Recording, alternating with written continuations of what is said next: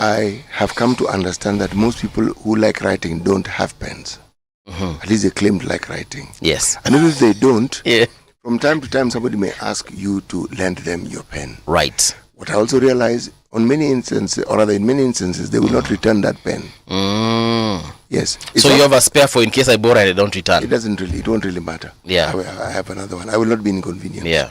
But they don't look like the cheap kind of pens you buy for 10 bob in the streets. No, they are not 10 bob. Yeah. But also they are for giving people. So I can have one today? Choose the color you want, I'll give it to you right now, not today. Right now. I don't want to keep it here on the desk because it will probably get lost before I... Put it in you have a pocket. Keep it in your pocket. What pen, what color would you like? Let me think about this. Give me time to think and then I'll let you know. What do you mean? There are only 3 colors. Bro, so you give me time to think. There are 3. There's red, there's blue, there's black. Surely. Usifanye nikuita dadi. Dadi, chulia ndakuitisha. The offer will expire, but carry on. Okay, 88.8 in Nairobi, Mombasa it is 90.7. How are you doing, Mombasa? How are you doing, Nairobi? How are you doing, the world? That is on rgk.co.ke.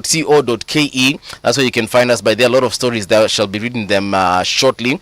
Also on YouTube, we are Radio Generation Kenya. That's our channel. Currently, we have 5.27k subs. I'm expecting to have at least 10,000 before the end of this month. So kindly, tafadhali, if you've not checked us out on YouTube, unachelewa tena sana. Every single one of our shows, by the way, it's usually live on our website, that is rgk.co.ke. We're also live always 24/7 on YouTube, that is Radio Generation Kenya, and we're also live 24/7 on our X account, that is at Radio Gen KE. You can also follow us on TikTok, that is Radio Gen KE, for those fun videos, fun trivias. You'll see a couple of them by there featuring Siti Muga, myself, and all the other presenters from Rania to Brian Odur, all the way to akina Kisiangani, kuna kwanga na akina Diana Kubebea pale, DJ Abstract. We have Halaiki there. So why don't you follow us and get to interact? I'll see you. Meanwhile, let's see what day we are celebrating today. Is there a significant day in history? There always is. Yeah, there always is, yeah? So there's one here. Today is 11th of September, 2025. And there's this day called Patriot Day. It's been celebrated in the United States of America. And it is also observed as National Make Your Bed Day, National School Picture Day, and National Hot Cross Band Day. I don't know what all these are. But Patriot Day in the US, good stuff for them. But also National Make Your Bed Day. When is the last time I made my bed? I cannot remember. And it's because I have my bed made for me. Mimi sikumbuki. I think the last time I made my bed was probably when I was in campus. Siti, do you remember the last time you made your bed? Yes. This morning. Yeah, I don't. I always straighten out. My friend, it's just habit. You get out of bed, whichever side you get out, you straighten your side. Unatoka. Na unajipanga. Yes, just habit. You straighten your side? Yes. Mimi natokanga tu na tupo hiyo blanketi hivi. Yeah, that's you. That's you.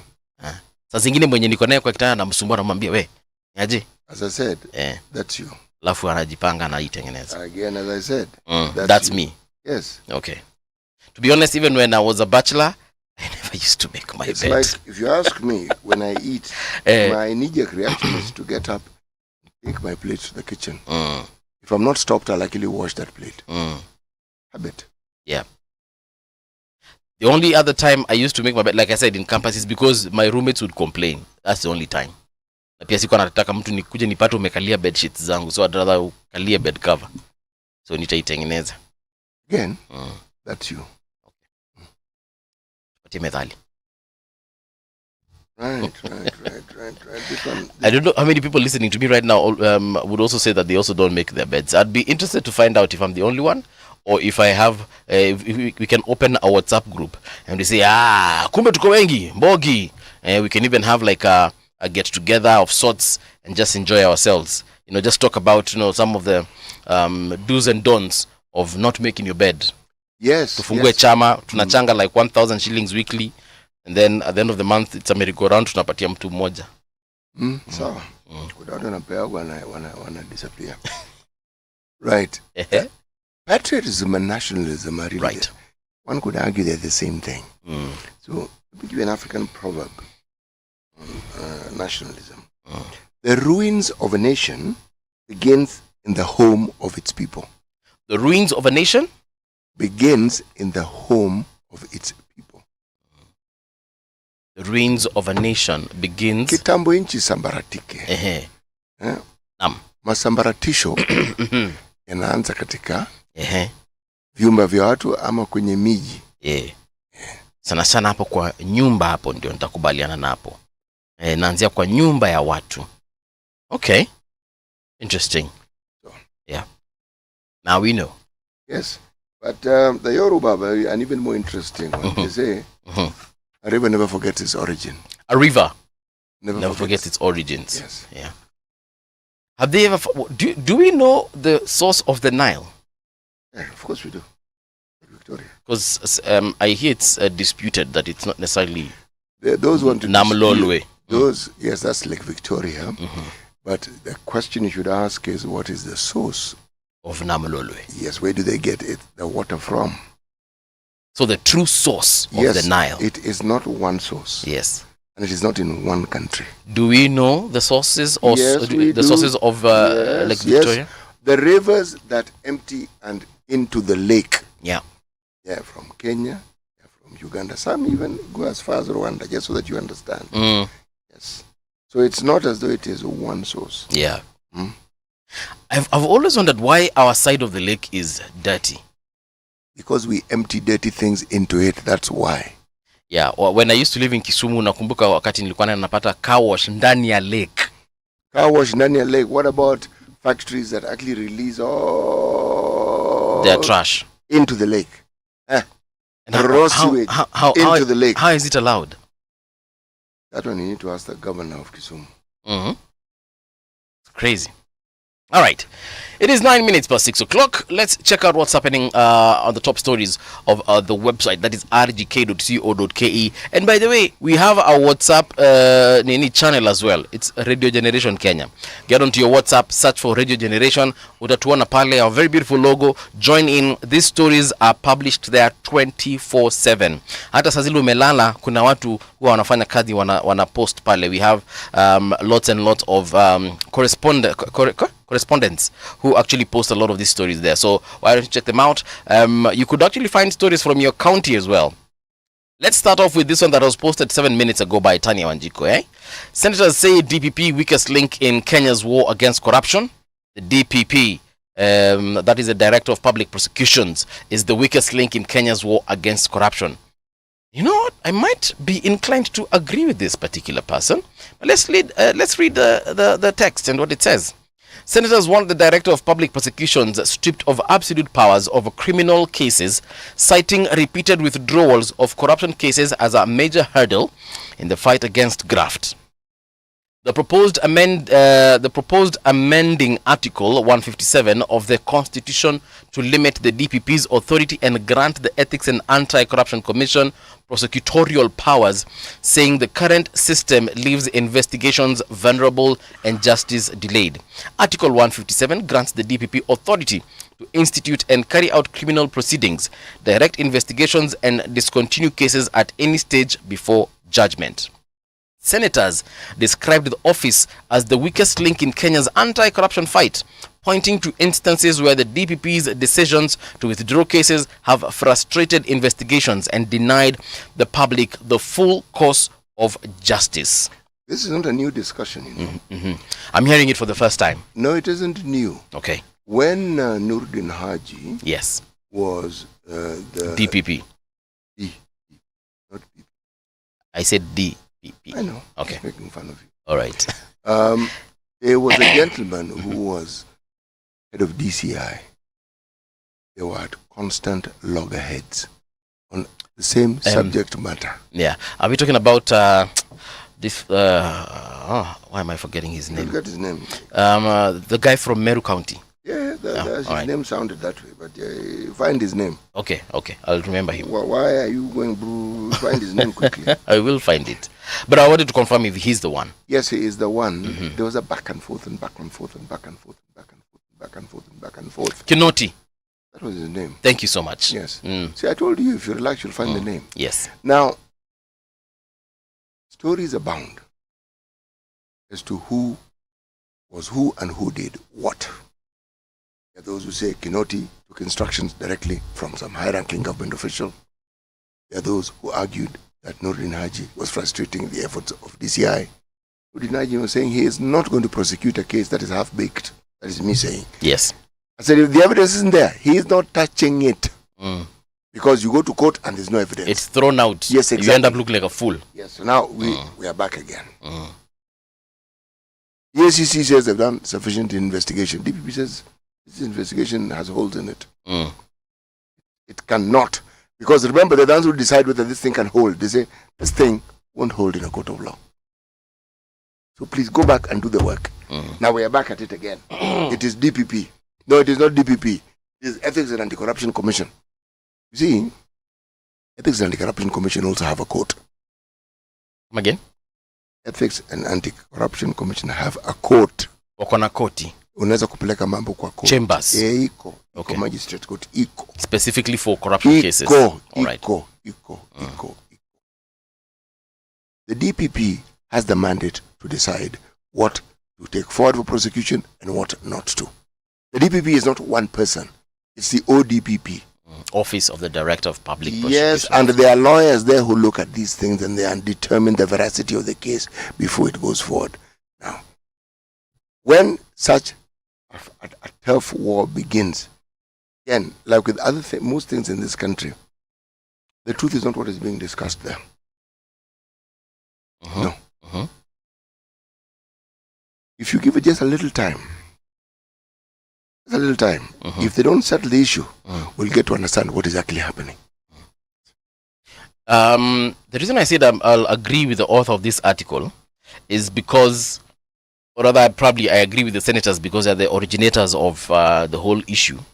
I think every time something gets to the DPP for some strange reason, again, him having the authority to decide if it will go forward or not, I feel like some of these cases are usually, can I say, it's like if he doesn't decide this case goes forward, I feel like we lose an opportunity to prosecute that particular story or rather that particular case and investigate and look into it thoroughly. And then there's this other issue of sometimes he even withdraws, or the office withdraws some of these cases while they're already in court, and they say, you know what, we've cancelled this particular case, we're not moving forward with it as the prosecutors. And then we have people working scot-free, and perhaps maybe had we given it more time in court, evidence would have produced itself. Actually, or presented itself. You're holding this particular broom from the wrong end. You don't go to court and look for evidence. You have evidence. That's what takes you to court. But you see, sometimes you can go to court and you have evidence, let's call it the Daily Nation, and then the suspect or the criminal in question here, the suspect, reveals another situation, and then we introduce another evidence called the standard. What we're discussing here is that threshold that should actually take that matter to court is insufficient to begin with. So that thing should never even have gone to court to begin with. But I feel like people should be given their day in court regardless. No. You cannot take a matter to court if you think. That is why those offices exist. Because some of these issues are frivolous. If it doesn't meet the threshold, this is now the check and balance. And what we're seeing here is not a bad thing, it is a good thing. These fellows will claim that they all want the same thing. If they can't agree, that is good. Let's wait and understand why they're not agreeing. And then we can see where it is where the chips may fall. Yes, the disagreement is not a bad thing. It's not as though something's going to fall apart. No, it means that we are now waiting to understand the legal processes that ought to have been followed, the legal threshold that is required for something to go to court.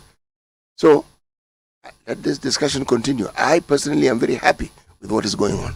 And what of the matter of EACC having prosecutorial powers?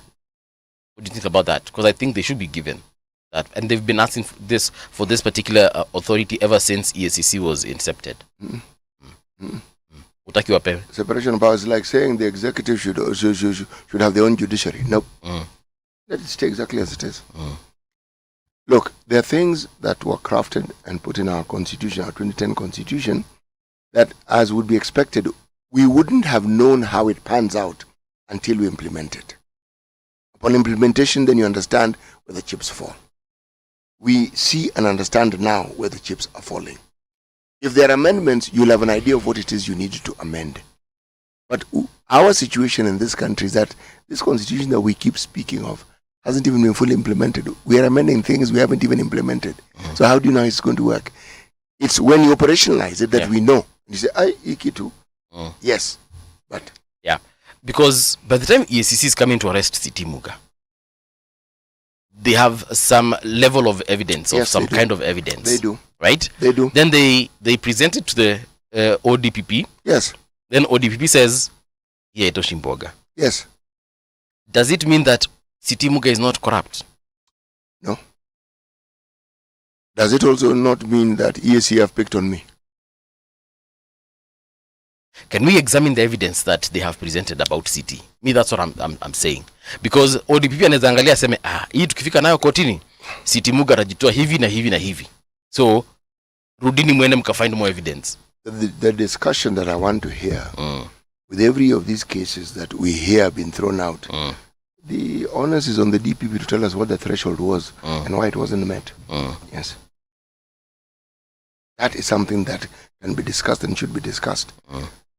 Plus, also, EACC should tell us the evidence that they had, the evidence that they took forward, so that we understand what it is that they're talking about. Probably they have your bank accounts. Yeah, but we don't know what the evidence is. Until you tell us the details, this discussion, as far as I'm concerned, is theoretical, and it begins and ends exactly where we have it. There's another story here from 1 hour ago. Conjugal rights, poor facilities flagged in Kilifi prison visits. Yeah?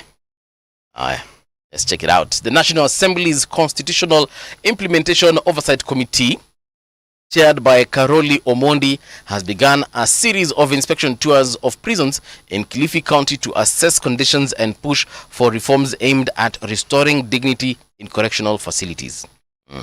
On Tuesday, the lawmakers visited the Malindi Main Prison, Malindi Women's Prison, and Kilifi Prison, where they held discussions with officers and inmates on the pressing challenges facing the penal system. Prison officers raised concerns about dilapidated infrastructure, the absence of computers for virtual court sessions, and reliance on manual record keeping. Yani tuko 2025 na bado tuna shida at the absence of computers.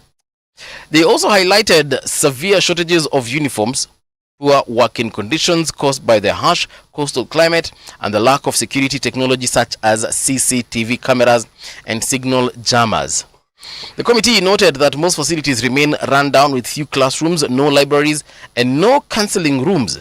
Malindi Women's Prison stood out for lacking a perimeter wall, lactation spaces, and educational facilities for children of inmates. Yeah? On rehabilitation, officers reported that vocational programs remain ineffective since inmates only receive theoretical lessons without materials or equipment for practical training, limiting their ability to reintegrate after serving sentences. Lawmakers also informed of limited access to healthcare and legal support for prisoners, budget cuts affecting both welfare and officer allowances, and the rise of sexual and cybercrime cases without corresponding officer training. The committee further flagged the lack of digitization and secure electronic record systems. Now, I want us to focus on one part that we've read here. Ati hakuna perimeter wall. Yes. Malindi Women's Prison stood out for lacking a perimeter wall, lactation spaces, and educational facilities for children of inmates. So, how are you keeping people locked in if there's nothing to lock them in? The buildings with the doors. So they don't get out. They're not allowed to go and bask in the sun. Get some vitamin D. They can, and usually they're guards. How often do we hear of prison breaks in this country? We hear of them, but how often? Very rarely. Seriously. Yeah. So there's no perimeter wall. Yes. But you're allowed to go outside and roam. Yeah. But you can roam alafu unaenda ile barabara pale. I can literally just cross over. Like if it's Thika super highway, I can just cross onto the road, get a matatu, and go to God knows where. You can. Aye. You can. Then they also they lack lactation spaces and educational facilities for children of inmates. Why are you having children in prison? Because those children have mothers.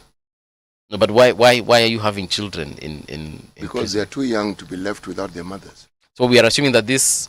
no, we're not assuming. This one I'm just telling you for a fact. Okay, so there are women who are usually... Of course, there are women who commit crimes while they have small babies. So they are allowed to bring the babies to prison. Yes. And stay with them in the prison. Yes. Some prisons even have learning facilities for those children. So as you have your maybe 2-3-year-old there in prison with you. Yes. The 2-3-year-old goes to class. Yes. Na anafunzwa na mwalimu. Yes. A, B, C, D. Yes. Rah. What does C stand for? Criminal. What has... C for criminal. K for killer. Wow, this is crazy, eh? Yes. Wow. So there's another issue here we read early on about conjugal rights, and this is what the story says. A key issue raised was the absence of conjugal rights in Kenyan prisons. Officers told the legislators that there is no legal or infrastructural framework to facilitate private visits, raising concerns over inmates' sexual health, mental well-being, and the constitutional right to family life. A petition before court in 2025 seeks to formally recognize conjugal right. So we don't recognize them in our laws. In prison. Yeah, in the prison, that is. Wait, but do we have them in the law? Like I know people have gone to court and sought divorce over conjugal rights, and I thought that applies everywhere, even in prison. I keep telling you. Yeah. When such cases come up, we have an opportunity to understand the law in far, far greater dimension than we would have understood before. Yeah. Yes. The issue here is when you are incarcerated. Yes. Do you lose certain rights? Of course. And the debate here is conjugal rights one of the freedoms that you lose? Yes. Okay. Okay. So it is a lovely debate, is it not? It is actually. Yes. It is. So you can actually be visited in prison by your partner. Yes, but get pregnant. They will have to allocate some specific part of the prison for that purpose. Yes, where you can operationalize those conjugal rights. Yeah. Yes. So have a nice room, well aerated, the bed there with nice bed sheets. Kuna pia air conditioner. You really must stop letting your imaginations go wild. I just try to imagine if I'm going to have my partner visit me in prison. Privacy doesn't mean any of those things that you're saying. Just a room with nobody else in it. That's it. Oh, that's privacy. That's privacy. It can have a stool and It no bed. may have a bed. It can have that's it. Or a mattress on the floor. You assume. Okay. Room. Let's start with room, shall we? Yes. Yes. So the room exists. Yes. And we're good to go. Yes. Okay. Because all these things you are stating, you are assuming, aren't you? I also want to know, because I see it happening in the States. That one for sure it is there. We see even through the movies and nini. Right. Sasa mbona unakata history ya movies? No, she's through the movies. That's how I have not refused. You read books, me I watch movies. It is through the movies. Yeah. Yes. So, but I'd want to understand once this court case of the legislation or whatever it is that they're fighting in court for over. Once that process is done, I'd want to understand that part of the law, what it says, and exactly how they would execute that. Because I am sure how it happens privately in your home doesn't necessarily mean that's how it will happen in prison. So I have a lot of questions. And as a scientist, I'd like to know how this process is going to be. It is a good ask. Yeah. We'll wait and see how this thing unfolds. All right. So that is as far as the prison system in this country is concerned. Malindi bana mnaumia sana sikujua. Tunafaa tuongee kando mtuambie shida zingine zenye mko nazo. Koni defense urges ICC judges to halt case. That is one of the stories that you can also find on rgk.co.ke. There's another one here. CS Duale directs restart of Ziwa level 4 hospital project with 100 million Kenya shillings boost. But one of interest is the Nepal protests. Yeah, and according to Annie Nyambura, our reporter says that Nepal protests hijacked Gen Z claim as army patrols the streets. So Nepal had a very huge uprising in the last couple of days. What were they uprising about? Gen Z tu kawaida walikuwa na stories za corruption and other issues, unemployment rates and the same thing that happened here in Kenya, but them they succeeded in burning their parliament. They attacked the presidential palace and their prime minister actually resigned. So this is what the story says. Nepal's army has deployed patrols on the streets of Kathmandu as the Himalayan nation reels from its worst unrest in decades. Fierce protests against corruption and nepotism spiraled into arson and violence on Tuesday. The prime minister resigned as politicians' homes were vandalized, government buildings torched, and parliament set ablaze. And this helps their cause how exactly? Well, more than 20 people have died in the unrest since Monday, but the Gen Z groups spearheading the protests distanced themselves from the destruction, saying it was hijacked by opportunists. On Wednesday, Kathmandu's airport reopened and the capital was relatively quiet as most residents obeyed a curfew, but smoke was still rising from burning buildings. Okay, so you're asking how they benefit? Yao ndio wanajua. There are those who claim that it wasn't a Gen Z protest. Yes, kuna wenye wanasema it started off, kawaida Gen Z protest. It was monarchist. People wanted their king back. And they say the party that led it was a very interesting party. These parties have long named Rastriya Rajastantra. Sema na accent. Rajastriya Paratra what? Rajatantra. All right. What do they do now? They're the ones who want the monarchy back. Essentially, they're saying we are the king. Bring the king back. Okay. And the problem with protests of that nature is that once they become big, then all manner of other interests get involved in it, isn't it? Because I'm still asking, you burn parliament and then what have you gained? You burn a government building and then what have you gained exactly? True story. Huh? What is the protest about? And how exactly does the burning of these building institutions further your cause? How? It's a legit question. So it is a legit question. Now you have the army patrolling the street. Yeah. Again, the question is, how does it help your cause? No, how exactly does it help your cause? How does it further your cause? Maybe they just wanted the prime minister out. Right, he's out. How does that further their probably cause? Now they'll have another one. The king will come back. I don't know, but they probably have another one, and this other one might maybe make things better for them. The corruption might disappear. When you have a prime minister, we're assuming you have a parliamentary system. Oh yes, you do. Okay? So it means the other parties. This was one party that led these protests. Yes. So are we saying the other parties are going to join them? Are we saying that other parties may coalesce against them? What are we saying, and what is the scenario that is building here? But now that you've mentioned that whole issue of they want the monarchy back, I highly doubt they will get it. As I said, there was a reason why they kicked out the king. Exactly. Yeah. Now, why do they suddenly feel they need the king back? Because there's the thinking and the chanting that is recorded that they were saying if the king was here, they wouldn't have the problems they're having. Really? Memories are short on these matters, aren't they? The question is, when they had the monarchy, did they have these problems? When they had the monarchy, what problems did they have? Because if they removed the monarchy, they felt this monarchy wasn't serving their interest. Yes. Yes.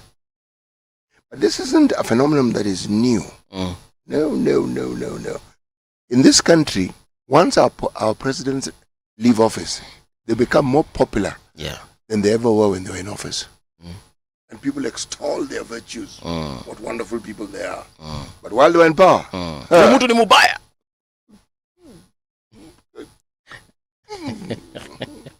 maybe once we have a new president, after President Ruto serves his time, perhaps people will start saying the same things they've been saying about Uhuru. People say, hata afadhali Uhuru, unajua. When Uhuru was in power, everyone was like, hata afadhali Kibaki. I don't know, during Kibaki, I don't remember someone saying hata afadhali they did. Moi was very popular. Within a year of Kibaki being in power, Moi was an extremely popular president. People would throng his vehicle, people who are happy to see him. I can't remember that part. You are young. I wasn't that young. Bro, I wasn't that young. 2002. That is 23 years ago. Kwani, how old do you think I am? You. Or how young do you think I am? Why should I tell you your age and you know your own age? Kwani, how old are you? Si tu nakuanga na shida wewe. Traffic. Aya, tuangalia hapa hivi wanasema nini katika barabara zetu za Nairobi. I'm seeing a little bit of traffic on Ngong Road. He is next to Velo Binding. Where is this now? Karibu na hii barabara inajulikana kama Ring Road Kilimani. There's a little bit of traffic there as you're approaching Ngong Road, but on both sides of the road. But I guess it's because of that junction. But after that, everything is A-OK. There's also a situation at this is Ngong Road where next to Raila Odinga Way, that means Mbagathi Way, for those who probably don't remember that this place had a name before. It was renamed to Raila Odinga Way. But yes, up on Mbagathi, a little bit of traffic as you're coming from Valley Road, crossing over, but things are looking A-OK. No complaints coming from that road. Yeah, Ngong Road actually is looking good right now. As you also get into Haile Selassie Avenue and you get into the CBD, a little bit of traffic there, but it's kawaida because of the access into the CBD. Then Mombasa Road looking good at this particular hour, nothing to complain about. Langata Road also looking good, no complaints coming from that road. I mean, it's 6:33. Msidhani kuta traffic mingi sana, but at 7:33 we shall definitely have a different vibe altogether. Traffic on Radio Generation. Front page of the Standard newspaper. Assassins on wheels. Nairobi lawyer Matthew Chalom Bobu was on his way home when he was shot in the head by a gunman on a boda. Not only was a family man killed, but also a lawyer, lecturer, and philanthropist eliminated. This is Nairobi's new face of terror. Gun-toting assassins on motorbikes, cutting down lawyers, MPs, and businessmen in broad daylight, leaving a trail of blood, grief, and unanswered questions. The murder in Karen is the latest in a chilling pattern that exposes a broken security system and a police force that appears clueless in the face of such brutality. The same story is actually echoed on the Daily Nation front page. They're talking about how slain lawyer was ambushed, and they've given a chronological account from when he woke up to the point where he lost his life at around 6:30 p.m. So at 6 a.m. they say Chalom Bobu arrives in his office at Townhouse along Counter Street. 7 a.m. walks to Holy Family Basilica for morning mass. 8 a.m. returns to his office and attends to clients. 1 p.m. does not eat lunch in office, steps out for a meeting with within City Center. 2 p.m. back to the office to finish work. 4:30 p.m. bids staff by and leaves office for his home in Karen via Langata Road. 6:30 p.m. killed in a drive-by shooting along Magadi Road by gunmen who reportedly trailed him from Galleria Mall. Yeah. According to Mbobu's brother James Maluki, he says it is not clear whether the death is related to his work or an act of thuggery. Evidently, the killers had trailed him for some time. They knew the time he drove home. It appears they also knew his car. That story is on page 2 and 3. I was given 15 days to live. It has now been 3 years. 2 years after surgery, Caroline Wakanyi, who is battling rheumatic heart disease, is recovering at her home in Kennel. Stories on page 10. Lecturers strike to disrupt learning in public universities. That story is on page 7. So the Dons accuse the state of reneging on a 5.5 billion shillings salary increment. 150 million shillings rice scam rocks Mombasa port and KRA. That story is on page 6. City, umeona historia ya Mbobu? I don't know kama gazeti zako pia zinaongelelea Mbobu bado. Well, but yes, the Star newspaper, yes, also has a picture of his body slumped on one side and a shattered window that is clearly shot at. These things are usually puzzling, but let me tell you this, Yep. If the DCI purpose to find the killers and the reason, they will do so in record time. If they don't do so in record time, it's because they have not purposed. Our DCI have the capability, they have the training, they have the know-how to do a thorough investigation and to find out exactly what happened and who was behind this. So it happened yesterday. We are waiting for today and tomorrow to see what it is that they'll tell us or what they have found. That's what I'm waiting for. The murder of MP Were still being investigated. Suspects still in custody. Believe me, let me repeat it again just so that you understand. Our DCI have the ability, they have the capability of unraveling these cases. If they purpose. If there's a delay, I cannot speak into why there's a delay, but I know they can unravel these cases as quickly as they desire because they can do it. They have the resources. They have the capability. These people are good at what they do. Somebody walks out, rather disembarks from a motorbike. There's clearly a jam. Walks that window, shoots 3 times, reported head, shatters the knee, shoots the fellow in the head, walks back, gets onto the motorbike. The rider speeds away. Some motorbike, boda fellows try to follow. They shoot in the air. The guys decide they are stopping. They head towards the city. And that is the end of that story. We had, at some point, constructed cameras at strategic points within the city. Yes.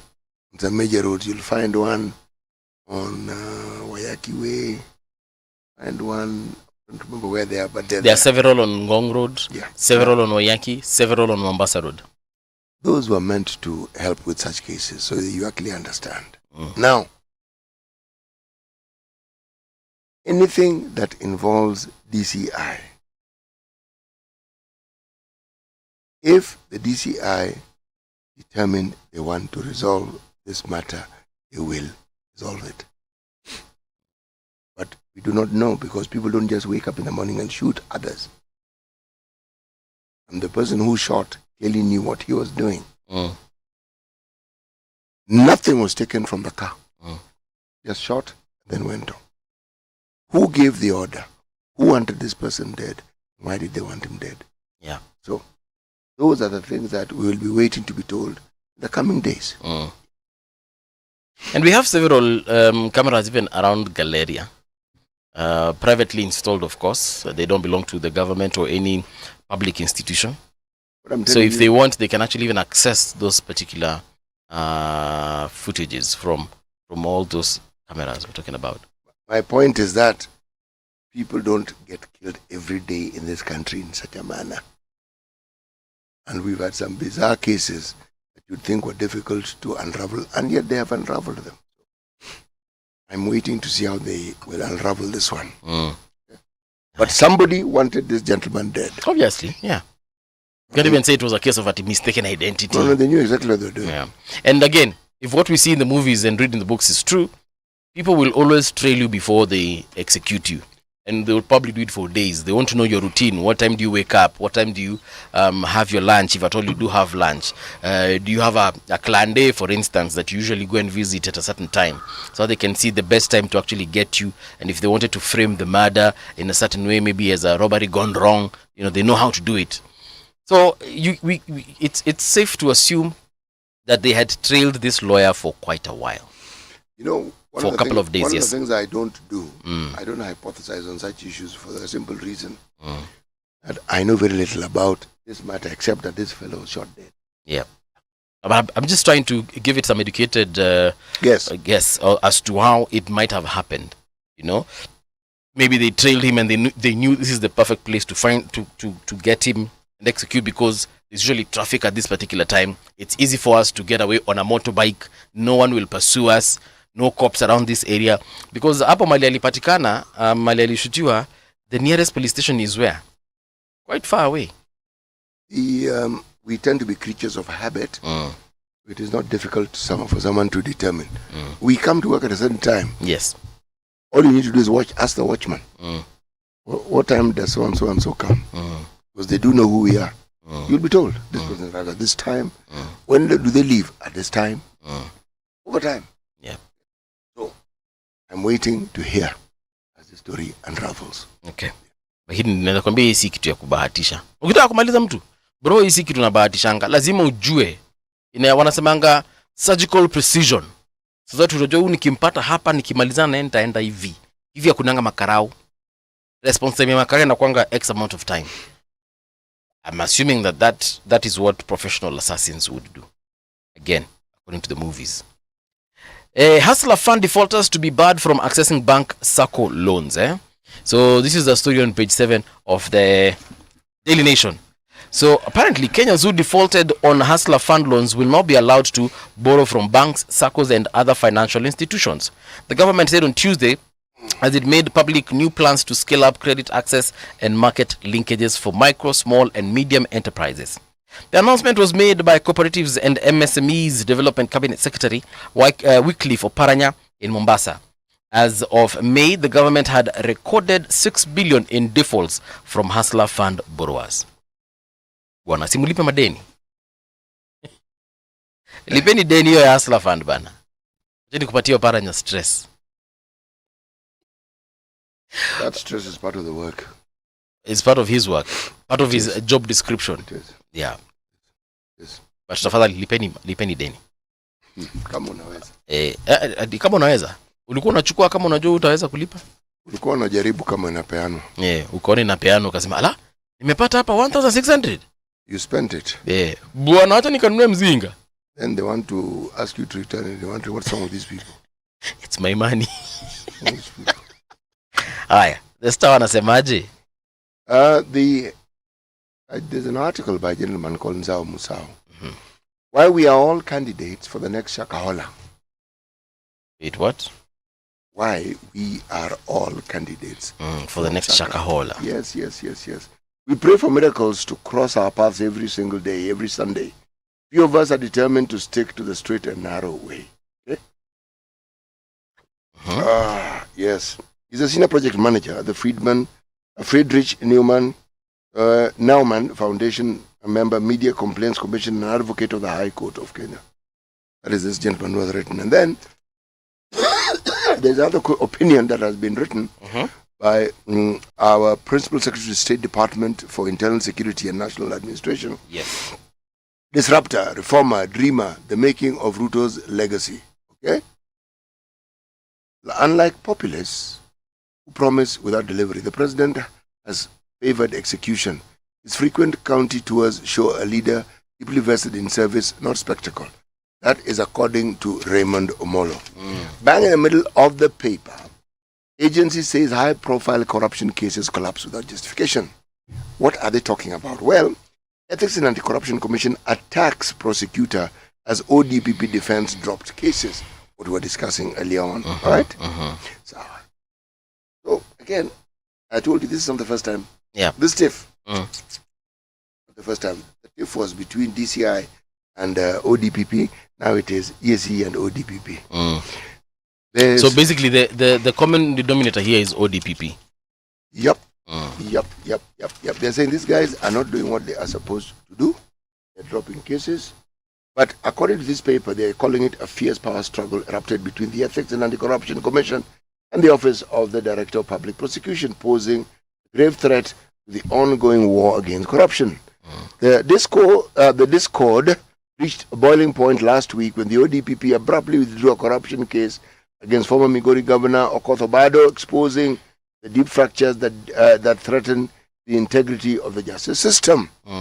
Fresh revelations have surfaced highlighting a long-standing standoff that has stalled dozens of high-profile prosecutions, leaving citizens frustrated and disillusioned. During a recent appearance before the Senate County Public Accounts Committee, EACC Chair David Oginde stopped short of branding the ODPP the weakest link in the fight against graft, but he did not hesitate to accuse it of actively undermining its efforts. If there is something Parliament can do to rectify that situation, we truly would be a corrupt-free. But we are not there yet, Oginde said. So you see what I'm trying to say? There is no way EACC watazusha, DCI wazushe, pointing fingers at the same institution. Nah, it's not that simple. I think it is. No, it is not that simple. But tell me, how is it that simple? City, if someone comes and complains about this kikombe, or rather this phone inanuka samaki, mwingine akuje aseme hii simu inanuka samaki, surely na mimi na insist inuki samaki, si ni kumaanisha hii simu inanuka samaki? Yes. If it looks like a duck, quacks like a duck, smells like a duck, isn't it a duck? No, not necessarily. So it is a what? It is a chicken. Goose. Be a horse. So if DCI had issues before, EACC are now also pointing out and saying that look, there could be a weak link in this particular situation. Senators pia ndio hao wanakuja wanakubaliana na these two institutions, surely. But these things often descends to personalities. If I'm to go by the discussion, and what I'm about to tell you is not my own opinion. The accusations that were there against Kinoti was that Kinoti was taking instructions from the president, full stop. Okay. And yet his office is supposed to be independent. Right? And that they were bringing cases specifically because they're targeted individuals and they wanted the ODPP to stamp it and take it to court. And they were saying no. Okay? The same could be argued about the ethics and anti-corruption. Okay? If you read this story and why it is the matter of Obado was dropped, there's a long story about it. Apparently, you see, not apparently, our laws do allow for certain negotiations to take place in certain matters of cases. All right? A negotiated settlement. The argument was that there was a negotiated settlement. Yep. I remember it was there last week where he gave up, forfeited certain assets. Yes. So, if you pick one aspect of that story, then you will have a certain view. If you look at the trajectory of what has been happening in that particular story regarding Obado, there are very many things that are involved in it. Okay? So when you hear of a conclusion, yes, the DPP, the EACC have every right to ask, okay, please furnish us the details of why it is you have dropped this case. ODPP has attempted to do so. Okay? So when I say there is always a little more, you will hear, not very long from now, you are going to hear of accusations and they are going to be about personalities. All right. I want us to take the Obado case, for instance. DCI settled with Obado in a different way, where Obado, former governor, forfeited the assets that, that we are assuming are proceeds of corruption. Sawa. Yes. And it is provided in the law, and I'm saying tick, ni sawa. Tumefuata sheria imefuatwa sawa, haina shida yoyote. But now here's EACC saying that perhaps if they were the ones prosecuting this case, they wouldn't have offered that whole issue of forfeit your assets in exchange of freedom. Perhaps EACC would have taken this case to the very end and said, look, we don't want this gentleman to forfeit property or assets. We actually want him to serve time in jail. Perhaps that is what EACC, had they been the ones prosecuting this case. Because now, what that means is, if you're the person who might be caught up in a corruption case and then they end up being found guilty, they might say, look, si mulipatia bado hii option, mkamwambia achukue vitu then mumwachilie. Hata mimi sasa kama Paul Mungala Mbuvi, former governor maybe or former CS, nimepatikana in this corruption scandal, why don't you take my house, take a few of my cars, I also have a house in Machakos County, chukueni hiyo pia, mimi muniachile iko Kitui. Surely that is the when we say weakest link in the fight against corruption, I feel like that is actually a true definition, because everyone knows, I can steal, and if I'm caught, all I have to do is give up the money or give up the assets and I will be let free. See, what is being quoted here was, I think it was stated by the chairman of the Ethics and Anti-Corruption Commission, Bishop Ogingi. They cite cases. It was Ali Korane, it was Mudhomi Njuki, now Obado. They cite cases. Okay? I do not know what this threshold is. I don't. I only read about it. But I have absolutely no reason to believe that Ethics and Anti-Corruption Commission may have summed up this issue and taken what they thought was sufficient. ODPP thought otherwise.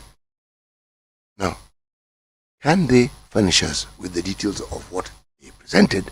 And can ODPP also tell us why it is they find it is insufficient? Yes, that is my view. But for someone like Oginde to lament as he is, he can't be lamenting for no reason, surely. He must have a good reason for lamenting. Because he even saying, look, we're wasting resources. We have all these cases, we present them, and then nothing comes out of it. Right. Over to you, ODPP. You have pronounced yourself and said it doesn't meet the minimum threshold. What is the minimum threshold? Clearly, the EACC has seen something different in that so-called minimum threshold. What is it? Maybe ODPP hajui kupackage your case. You see, that's why I'm not even discussing beyond what I've just said, because we don't know. There is now words. Tell us what the minimal threshold is, so that when you don't reach it, we know it hasn't even reached. Yes. Lakini mimi ni kazi yangu kukuambia ya kwamba, ama kuambia wasikilizaji ya kwamba, if you see two institutions pointing fingers, I believe kuna palipo moshi hapakosi moto. All these people. So me, I won't refrain and say, I'll leave it to the DCI. All these fellows, GSCC. At the end of the day, answer to just one person, independent as they may be. The answer to who? The answer to the executive, chief. Independent, and yet the answer to the executive. What does that tell you? Because the executive is the appointing officer at the end of the day. So what is this fight that we are seeing? These cases didn't begin yesterday. What is the issue? We will find out in due course. You're telling us to open a third eye and to funge hii mbili tunatumia. Believe me, there are other things happening that I'm not privy to and I don't even understand. But this matter that has been there before and it's coming up again. Watuambie. Bwana. Lazima tuelewe bwana. Victims of cop abuse don't report. Rights lobby group survey states. Despite being harassed arbitrarily, arrested, extorted, shot, or disappeared, majority of victims of police excesses are not likely to report to authorities as public confidence in the criminal justice system has severely tanked. A survey by the International Justice Mission has shown this is a story on page 2. Only 14.3% of participants had faith in the criminal justice system. Naam. 62.6% of the participants reported being violated or victimized by the police indicated they did not report the incidents anywhere, while 37.4% stated they had reported it somewhere. See, whenever actors in this justice system, because all these people, I said, pursue the same thing. Yeah. When they are at loggerheads, it is not a bad thing. Yep. These things always help us understand the law better than we actually do. Because at some point, somebody's going to quote the law. Yeah. Somebody's going to tell us how these things work.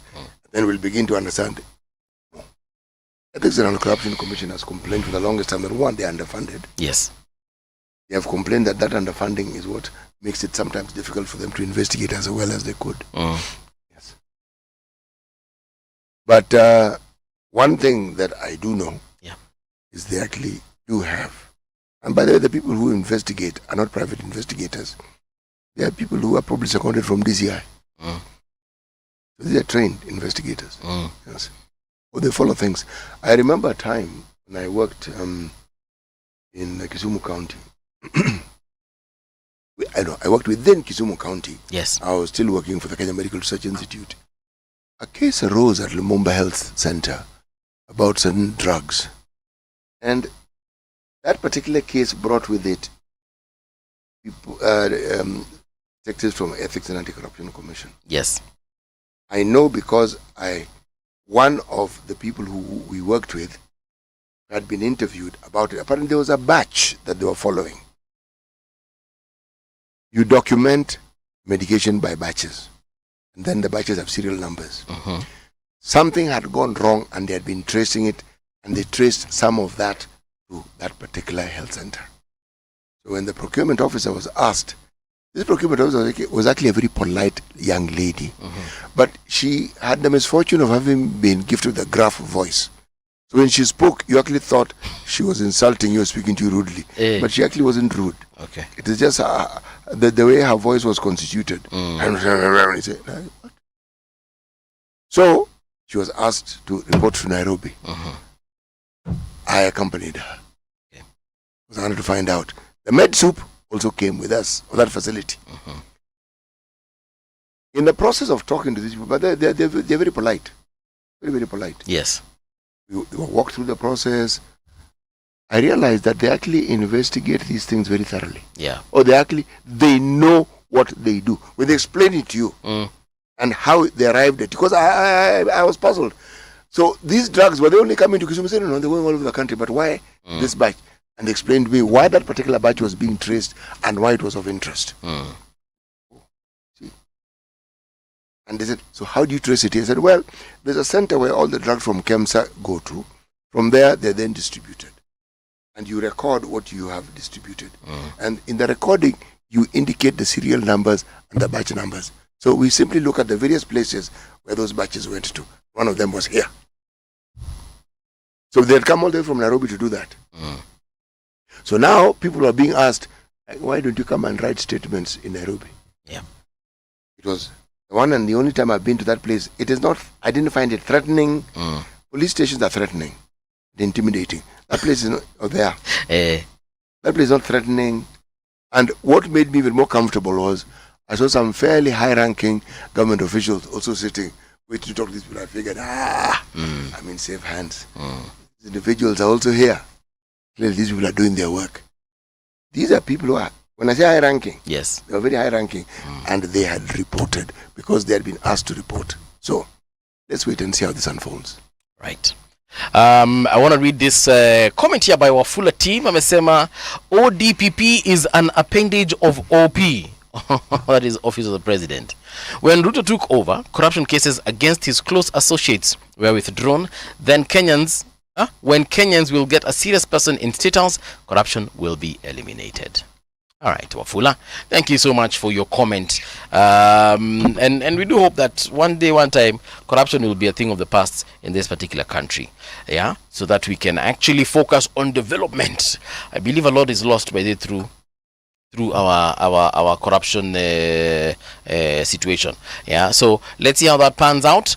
We want to take you to the news with one Winnie Maganga, and when we return, of course, we shall be letting you know what we're going to be talking about in the next hour with our guests ambao watakuwa hapa kwenye studio. Hopefully wamefika, alafu to have your conversation. Do stand by. Like I told you, you can find us live. If you're just joining us for the first time, you can find us on 88.8 in Nairobi. Mombasa, it's 90.7. And online, it's www.rgk.co.ke. You can also find us on our social media spaces across all the platforms. Radio Generation Kenya, for instance, on Facebook, at Radio Gen KE. You can check that out on Instagram. You can check it out on X. You can also check it out on TikTok. Yeah, and we're also live across those platforms. We are live on Facebook, we are live on X. So anywhere we are, you can actually get us live. Sasa, right now though, here is the news.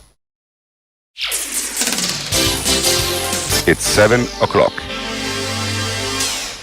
Radio Generation, the sound is fine. Pump it up, turn it high all the time. Let the music move you, let's sway. Radio G's got your jam all day. Radio Generation, the home of urban soul.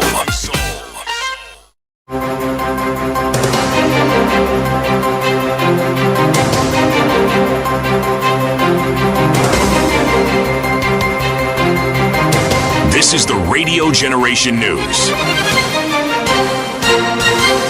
Good morning, I'm Winnie Maganga. A woman has been charged in Nairobi court with stealing over 2.6 million Kenya shillings from Equity Bank. Prosecutors alleged between February and May 2024, Regina Ndanga conspired with others already on trial to siphon the funds, including more than 686,000 shillings in a separate count.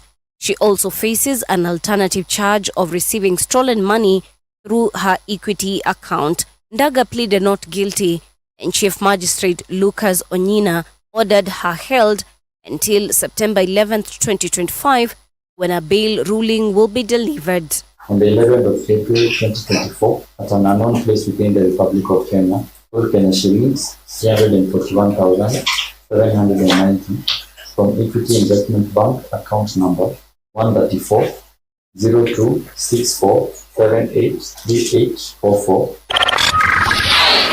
The National Authority for Campaign Against Alcohol and Drug Abuse has seized counterfeit alcohol drinks worth 16 million Kenya shillings in Nyamira County. The raid in Nyaigwa Village, Nyamira Town, was conducted jointly with the police, the Kenya Revenue Authority, the Kenya Bureau of Standards, and other government agencies.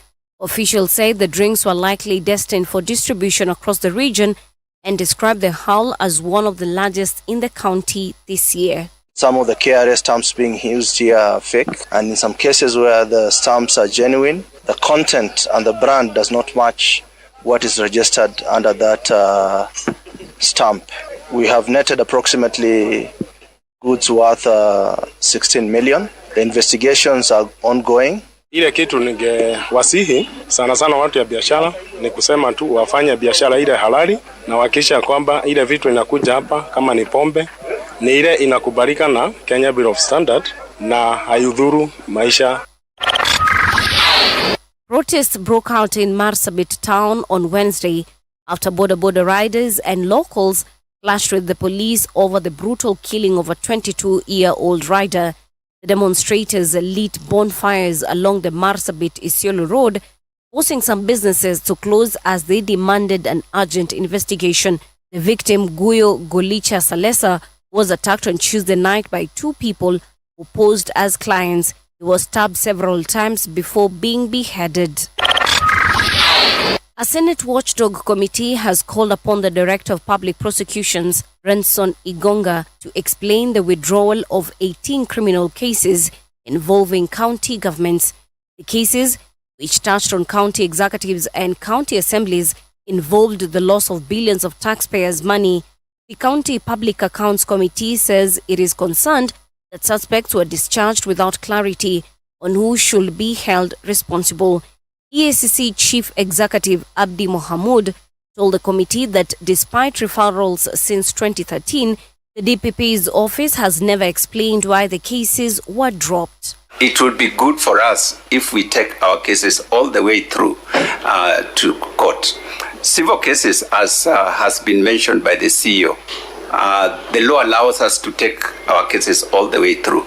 And if you look at our rate of success, it is in the area of recoveries. As we give you the product, we wait for feedback. So in short, Chair, Senator Wambua, that comes from the DPP because he's the one who has the product. And in cases where the DPP feels that we need to discuss further, we are willing and we have always discussed.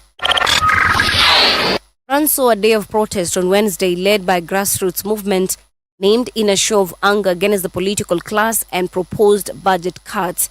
The demonstrations took place on the same day new Prime Minister Sebastien Lecornu was sworn in following the toppling of his predecessor Francois Bayrou in a no-confidence vote earlier this week. Demonstrators blocked streets, set beans on fire, and disrupted access to infrastructure and schools across the country. And that's the truth on Radio Generation. Good morning, I'm Winnie Maganga. The views and opinions expressed on this program are those of the guests and do not necessarily reflect the views of Radio Generation. Radio Generation assumes no responsibility or liability for the interviewee's views. This is Radio Generation. In the beginning, there was morning radio. But now there is Radio Generation's The People's Breakfast, curious and bold, getting facts from the shadows. Traffic on Radio Generation.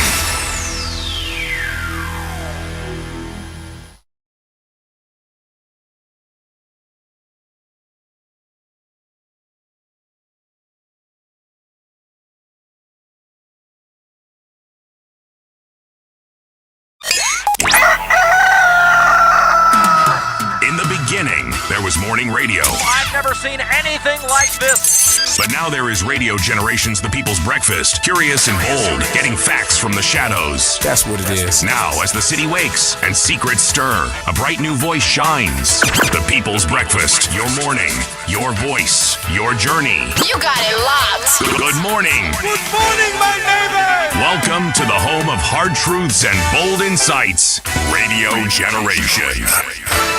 A very good morning to you. Welcome to Radio Generation. It is now 6 minutes past 7 o'clock, 88.8 in Nairobi, 90.7 in Mombasa, rgk.co.ke all over the world. The hashtag is The People's Breakfast. My name is Mungana Mbuvi and I'm with Siti Muga in the studio. But most importantly, we have our guest in studio today. This is none other than Mark Oko. He is a youth coordinator, National Students Council of Kenya. Mark, a very good morning to you and welcome to Radio Generation.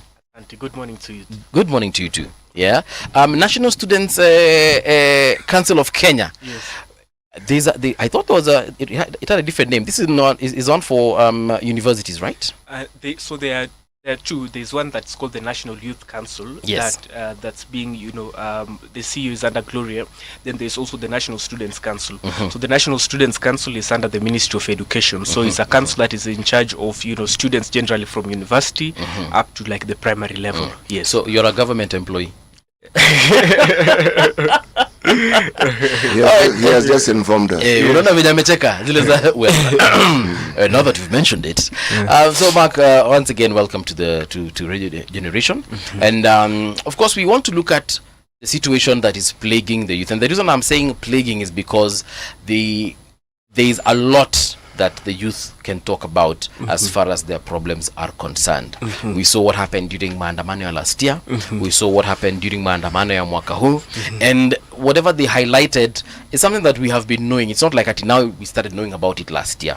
The high rates of unemployment. Of course, people are complaining about corruption in government, and that is why it is trickling down to the youth. That's why they're not getting the opportunities that they deserve. We have nepotism and so on and so forth. So in your opinion, maybe you can just let us know, from your perspective, what is the real issue, before we even get to the politics part of it, what is the real issue that the youth are facing in Kenya today? I think the biggest issue that most youths are facing today is particularly on unemployment. And even if you look at the things that the young people went to the streets last year, over time they were mixed up with political motivations, but at the start the young people are saying that we don't have jobs. For those who are in universities, they're saying that our help is not coming in time. For those whom many of these young people, and one of the things that aggravates us so much is the public perception of people in government, particularly the political class, for us as youths.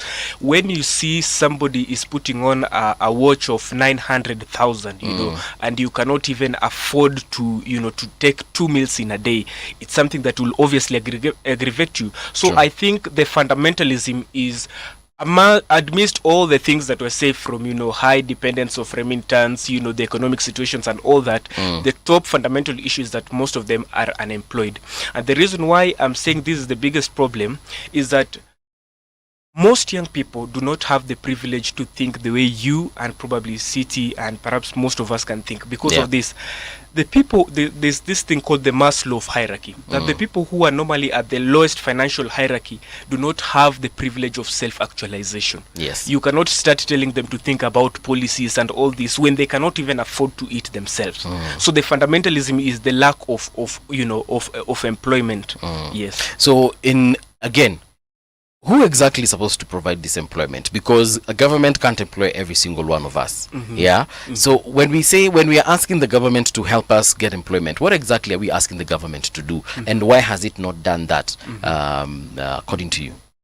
I think, so there's a concept called structural dependency, okay? So structural dependency is where, structures are created, and I don't know if this is just merely, induced by political factors, but the political class, or say those who are in the political class, because they're the ones who run majorly most of, of these spaces where people could be employed, have created a structural dependency where most young people have to perennially depend on them for their perpetual survival in the political space.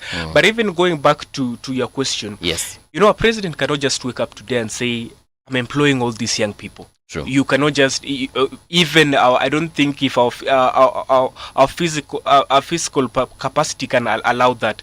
I think there is need to create systems, and I don't know. Sometimes when we say this, it sounds very generic. That there's need to create systems on how we can absorb all these people, but also looking outside. To the methodologies that can be used outside government, say such as how do we enhance our entrepreneurial culture.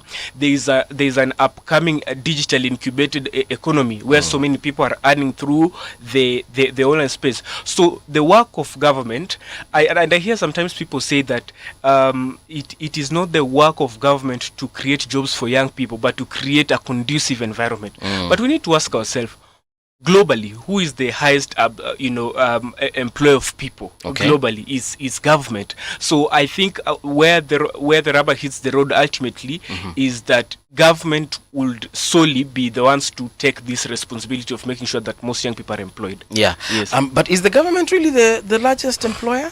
I thought the private sector is the largest employer. Really? Or are we looking at it as a single entity? Yes, as a single entity. Okay, Yes. all right, fine. If we look at it that way, then, because I understand currently we have about 1 million employees, Yes. but Kenya has got 50 million Kenyans. Yes. And then if we factor in the youth, Yes. the youth are about what? Over about 15 million of us? Yes. Yeah. So actually, I think it is about 18 to 20 million. So government really can't employ 20 million youths, and then where will people like Siti Muga go? You know. So now, I'm of the idea that we, as a young population, we need to stop looking at government as a source of employment, and perhaps we start thinking and innovating ways that we can actually use to make money for ourselves and earn income, and perhaps even employ other people.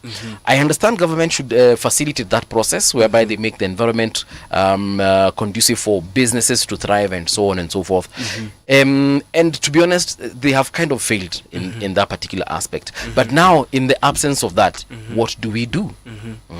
So I think as to one of the things that is coming well in the contemporary world is this digitally incubated economy, where you find most young people are shifting towards that because there is less demand of material resource to facilitate that. So if, for example, even if we were to discuss how does one open a radio station, a physical one like a radio generation, most young people cannot afford to do that. So I think where government should derive more focus to is the space where most young people are actively participating. The space where they're actively participating most is the digital space. So if the work of government is perhaps create that conducive environment, So for example, the last year during the 2024 finance bill, there was a clause around how do we bring taxes, because how do we tax these people who are making money? So because at such infant stages, it won't logically make sense, because most of these young people are actually just starting up. So I think there are so many variants, there are so many ways where still young people could still be absorbed, particularly on this digital incubated space. Yes. I don't know if you've had the chance to sit down with the president, have you? Yes, quite often. Okay, quite often, yeah. Yes. When you talk to him and you have that conversation, what is the one thing you usually tell him that, yo, manze orezo, before I leave here, I need you to know this and this as far as helping the youth of this country is concerned? I think one of the things is we need to create more awareness around the youth funds that government has, particularly that will help them to grow. So, for example, there is the Uwezo Fund. Yes. There is the Nyota Fund. There was the other one, which was the Hustler Fund. The Hustler Funds. Right. So, Women Empowerment Fund. Something. Yes. So I've always the last time that I had met him when we had gone as Kisumu leaders from Kisumu County leader. That's the last time I met with the president of the State House. So I told him, if we can create more awareness, particularly around the government funds that are there to help young people, I think this is a space where we can have so many people. Like, for example, the Uwezo Fund. There's about 64,000 youths who are able to get help from it. But that one needs you to be in a group. You don't go there individually, right? No, but there's also there are also individual options which one can apply in. So I think such structural entities that government has created, such structural funds that government has created, if more awareness can be created around it, I think because there is the limitation as to the extent to which government can go in terms of helping young people. Right. Walk us through this thing that you're mentioning, awareness. What is it? What will constitute this awareness? And how will you determine that now those who have been targeted for this awareness are now aware? And then the role that the government plays, what exactly should the government do to ensure that this happens? I think fundamentally it goes back to good political will, because if there is the political will to have these funds reach the young people, get there, it won't happen, because the funds are there. So the only problem is that most people are saying they are applying, but the money does not get to them. This awareness. Yes. How do you ensure yes. that people have an awareness that enables them to take advantage of these funds? Yes. So we go to the most dominant spaces which young people are, right? So for example, most young people are in the the college space.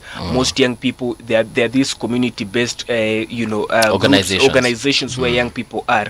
We could via through. So there's something called the concept of tipping point by Malcolm Gladwell, where he says that if, for example, you want to reach 500 people, you don't go and look for the 500 people. It's a lot of time and you may not possibly. You look for 50 effective people, so that these 50 people can get you 10 each. So that's the concept of the tipping point. That's a multiplier effect. Yes, the multiplier effect. So if, for example, if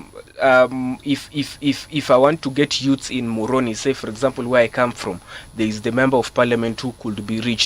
There are youth leaders who could be reached. MCAs. There are the MCAs who could be reached. So that's the tipping point concept of how you can easily create awareness.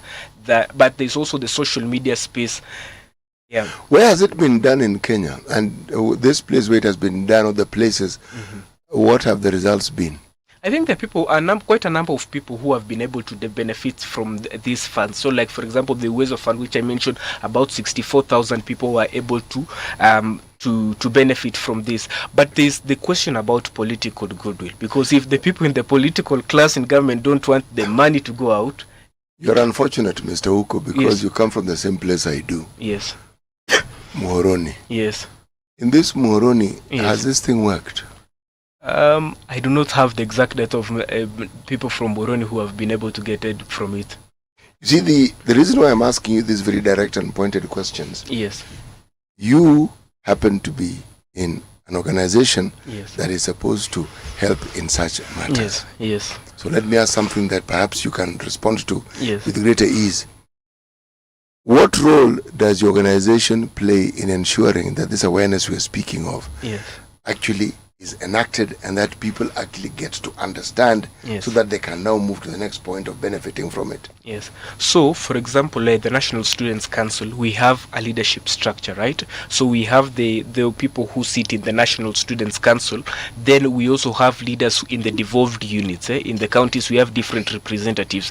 If government wanted to partner with us, although we are also part of government, if government wanted to use the National Students Council, we have leaders from across all these regions, from all these counties, whom we could, just send memos and they have discussions with their different people. So, for example, the National Students Council, we even have the constituency representative from Moroni. So we have the clear structural way on how this thing could reach. But there are so many ways in which young people could be reached. It could be via, the social space.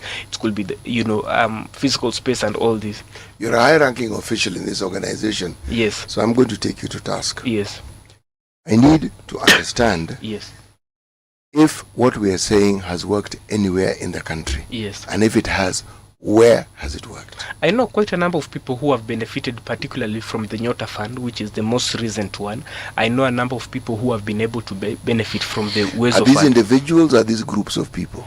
Okay, so for the Nyota Fund particularly, it was, groups of people and even the Ways of Fund. So it's much easier particularly to get these because of accountability issues. It's normally much easier to work with a group than, give money at individual levels. So it is much easier to work with groups. All right. Yes. These groups that you know of, where are they? Which part of the country are they to be found? They're just youth groups across the country. Hapana. They're just Hapana. youth groups. Are you looking like for a specific region? I have to be specific for this reason. If there's a group that has worked, they then become the point where you can understand and study. You can benchmark and say, these guys... It worked in Machakos, for example. Yes, or it worked in Kwale. So now, how did this Kwale youth benefit from this thing? What did they do? Okay, and having gotten it, what have they done? All right. You see, it is futile having a fund that we are told is accessed, and yet there is no story of what accessing it has done. Then it's a zero-sum game. That particular fund might as well not exist. Yes. I think what you're trying to shift the discussion is that we move from like the statistical, we have this number 64,000, but yourself, you cannot trace somebody who was able to receive this That thing. is precisely what I'm saying, because it is stories, success stories that make people understand that it works. Yes. All right? Yes. If there is a youth group, Yes. let us say from Muhoroni, where we come from. Yes. Okay? Yes. And they decided that what they are going to do with the money is they are going to create nurseries for indigenous trees. Yes. Just for example. Yes. All right? And they get the seed from the Department of Forestry. Or KEFIS. Whatever you, yes. And the research institute that deals with forestry. Yes. And they plant it. Yes. And they tell you, our target was to have a nursery of 10,000 trees of around some 50 different varieties. Okay? And they would say, from the research that KEFIS has provided us with, the sort of trees that grow well, for instance, in the Fort Tenan area are these varieties. In the Koru area are these varieties. In the Muhoroni area, it's these varieties. In the Chemelil areas, it is these varieties. And we have targeted first the number of schools in that area, and they are these. So these schools have received these trees. Okay? These ones have received these trees. And we will give them more trees, or we'll sell when they do A, B, C, D. And we've engaged the board of management of these schools. Now that is a plan. So one can see and understand and say, after a year, we are hoping we'll have X number of trees. After 2 years, X number of trees. That is a plan. And you can see where it is going. And you will even say, we sell each seedling for 2 shillings or 3 shillings. It's a business whose structure is easy to understand, and the outcome is also easy to understand. So, but when we are told it is 64,000, I've got the 64,000. It's not the 64 not in one place. Where are they? And how can we use them to study the process, the progress, and the effectiveness of these funds that they've received? That is really what I'm asking. Yes. Yeah, I think I do agree with you, because people tend to trust mechanisms that have worked before. So I think perhaps what more government should lean towards is doing more awareness, particularly of the people Mr. who are Ugo, you are government here, so And the reason why I asked you that you work for Gava. Yes, because we needed to get that first of all clear. The intentions we understand and we I'm a proxy and appreciate. I don't work for government. No, you don't. But your proximity to government is greater than ours, and you are involved in something that is supposed to alleviate this pain point that we keep talking about: the youth, opportunities, work, all that. See, I mean, it is safe to assume that right now you don't have the statistics that we're probably looking for. But let me ask you something: Are you in any kind of business yourself? Do you conduct any business? No, I all right. I don't do business. Do you think that the youth in this country are able to start their own businesses and make a living for themselves? I do think there's that feasibility, but I think particularly there is need around resource mobilization. Right. Because if it is around knowledge as to how to do, most of these people are learned, entrepreneurial culture and all these generic things that could be said around how to start a business. We can watch YouTube and all this, but I think fundamentally it all comes down to how do we mobilize resources for young people to start up businesses. Yep. So it's just like going back to what I'd said about the tipping point concept, that if, for example, government is able to give a youth such as Mark funds that will enable him to hire another 4 or 5 people, then there will be some progress. Not just resource mobilization, because it's not feasible to have all these youths to have resources that will enable them to start business. But we can diversify it once there are people who are been given resources. Okay. We sorry. No. Let me ask you a question. How often, now, let me backtrack. The youth are easily reached through social media. Now, how regularly do you post? And which of the many social media platforms do you use to reach the youth? So, there's this thing. If you look at the people who will post, for example, on job opportunities or how there can be access to funds, I don't think most youth people tend to incline towards such kind of content. If you look at the kind of content that most young people are aggravated to, it could be, one that is of form of entertainment, if it is not political. So that's why I think that goes back to what I say. It's all fundamentally dependent on political goodwill. If, say, the people who are in the political space, because they are ones who tend to lead these discussions, even on X, if there could be a narrow focus on how then we can have discussions on how people can, young people could be employed, such things will make, much perspective, much better. Look, the fund is intended for business purposes. Am I right? Yes. It's unfortunate that our education system doesn't have a curriculum that actually prepares the student's mind to think of creating businesses. Ours doesn't. It seems to prepare them to be employed. It's a problem. So now when we say there is a fund and we want them to leapfrog from waiting for a job to now being a business person, there's a bit of an issue here. There is a platform called TikTok. And then talk. I'm told youth love it. Do you think that if your organization, the things that you say need to be done and the things that could be done and the opportunities that could be possible and which could be taken advantage of by the youth, do you think that if there was a consistent communication through such a channel, that very many more people could be reached? Because as you say, many probably don't like certain things, but what stops you from focusing their interest with the fund that is available? Can the fund is the fund flexible enough to accommodate what these young people are interested in? So I do agree with you that particularly if young people could be taken towards that route, but the fundamental problem we also face with that is the public trust. And I think it goes, if I retract this, it goes back to what you're saying.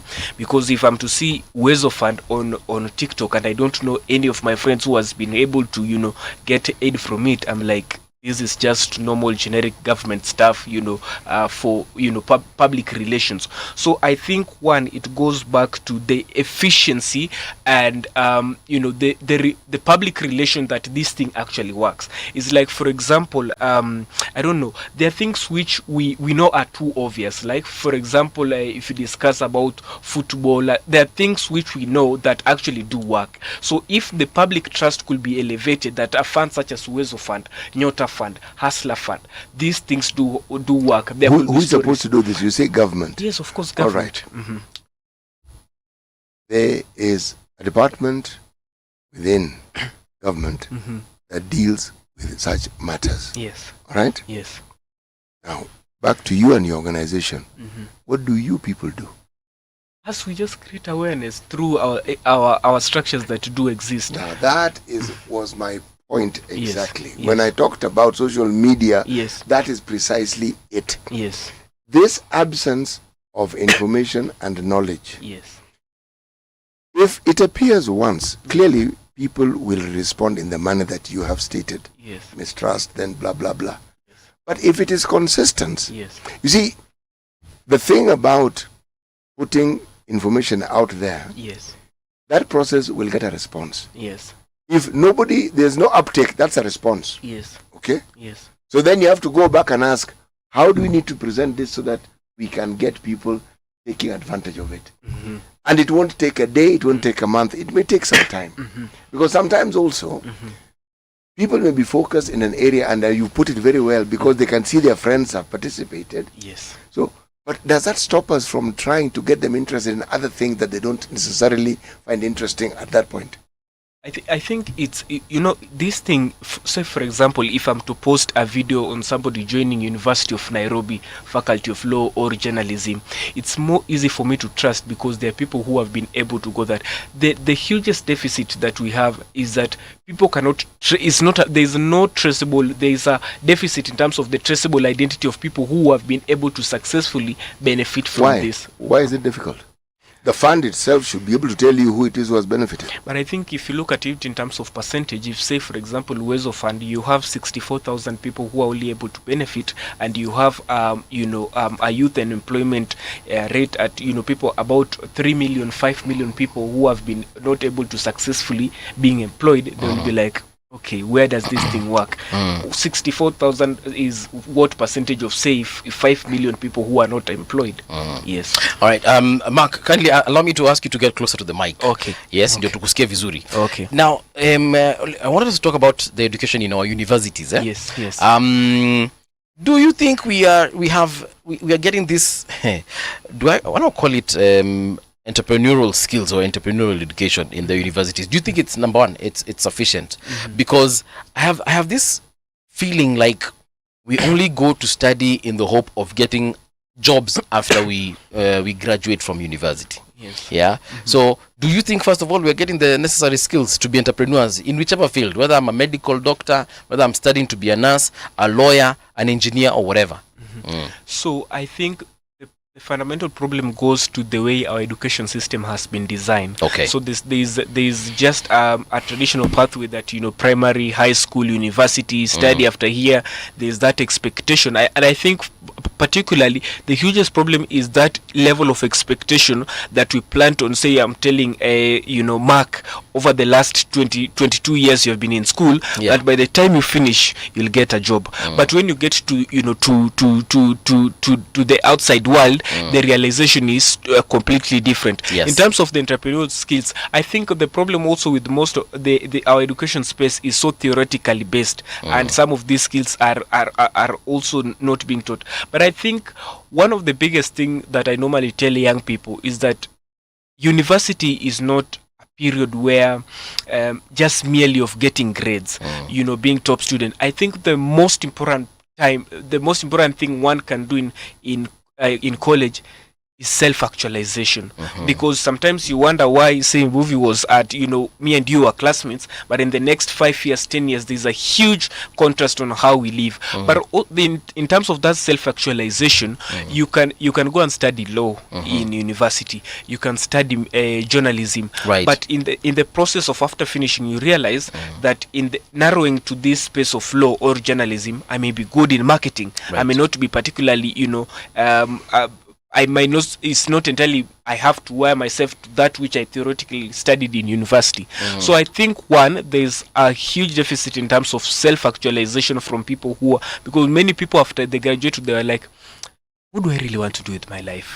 What am I really And you see, doing now out that's the here? problem. Yes. Because we now start asking those questions after graduation. Yes. Umemaliza shule sasa, Yes. you go back to your parents' home as you Yes. figure out the next step. And Yes. I don't think that's how it's supposed to be. Yes. We sat here with the ambassador of Estonia. Yes. And there's something she mentioned to me, and I was like, "Guy, Yes. mbona tufikiriangi hivi huku Yes. Kenya and actually Africa as a whole?" Yes. Apparently, from her conversation, we learned that people are taught entrepreneurship when they're in high school. Yes. High school. Yes. High school wakati hapa tunadrilliwa kukram exams, Yes. so that we can do KCSE, so that we can go to Alliance or Nairobi school or whatever.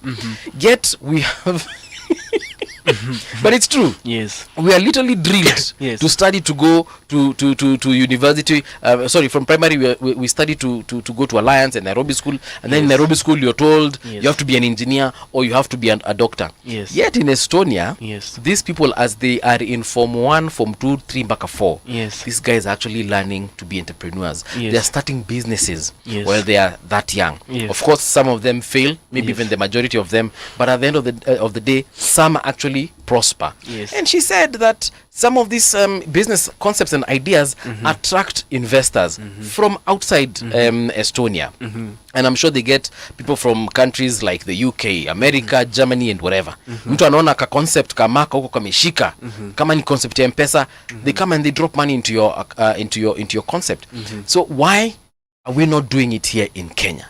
No, but you see also, we should not also underestimate the kind of skills that are learned. I think also the problem is that there is the lack of... The skills that you did what? We learn, say for example, if the ones that you learned from a Nairobi school, the ones when you're doing that maths, most of the students are particularly, how do I do this so that I'm getting an airplane? But at such a young age, you don't think like the skills that, say for example, I'm getting analytical skills that I will be able to use later in future. Because sometimes you hear somebody is a statistician, but the way they analyze things is, the skills that they get there, the kind of discipline that you get in Kenyan high schools, we cannot underestimate. So there are certain skills skills that we get from our institutions. We cannot underestimate that. I think the only thing is that how then do we convert these skills that we have learned from this primary level of education to be able to unaweza songa tu hivi na microphone usijali, songa tu nayo. Yes. The kind of skills you learn, the conversion of these skills to be able to benefit young people, saying, getting jobs, creating opportunities. I've seen even there are people who normally just do YouTube channels on teaching people about history or something like that. So I think fundamentally we should also not underestimate the kind of skills that we get from our institution, but how then do we convert these skills that have been learned? Because there are people who normally ask, sasa hii maths itanisaidia wapi kwa maisha? I got an airplane, but they don't realize there's certain patterns that they were able to learn, but they're not able to use it today. Actually, it's the way they are taught those subjects, because all these subjects are actually very relevant. But if someone doesn't teach you, for instance, this language you're speaking, at what age did you start learning to speak it? English. Yes, English. I think at around 6 years, 5 years. Exactly. Now, imagine if someone started teaching you entrepreneurship when you're 6 years of age, and explaining to you how maths fits into entrepreneurship, how geography fits into entrepreneurship. At this age you are at, would you not be a very good entrepreneur? But you see, you know, I will not see. Answer my question. If you are taught all these things at a certain age, would you not then be very good at it? I think you are placing me on a very it's a simple question. No, entrepreneurship is not as easy as most people think. So what is easy then? Because I want as he thinks about his answer, I would like his friend who's just arrived, Ajibu, maybe the same question. We do have in studio, you'll have to share this microphone. So we have Karaoke Ngunjiri, he's the national youth leader, UDA Youth Congress. Karaoke, a very good morning to you and welcome to Radio Generation. Thank you so much for having me. Pole tunakuambush na hii swali na ndio umeingia. But City was just asking if we start teaching young people, and when we say young we mean people as young as 6 years old, how to be entrepreneurs. Kwa nyumba tu ile ukishika yendo ununue mkate, keep some change, save it at the end of the month, you will have enough money for ice cream, for example. And pole this child, you start giving them financial literacy. By the time they get to our age, surely, wouldn't that person have, number one, good financial literacy and perhaps even entrepreneurial skills?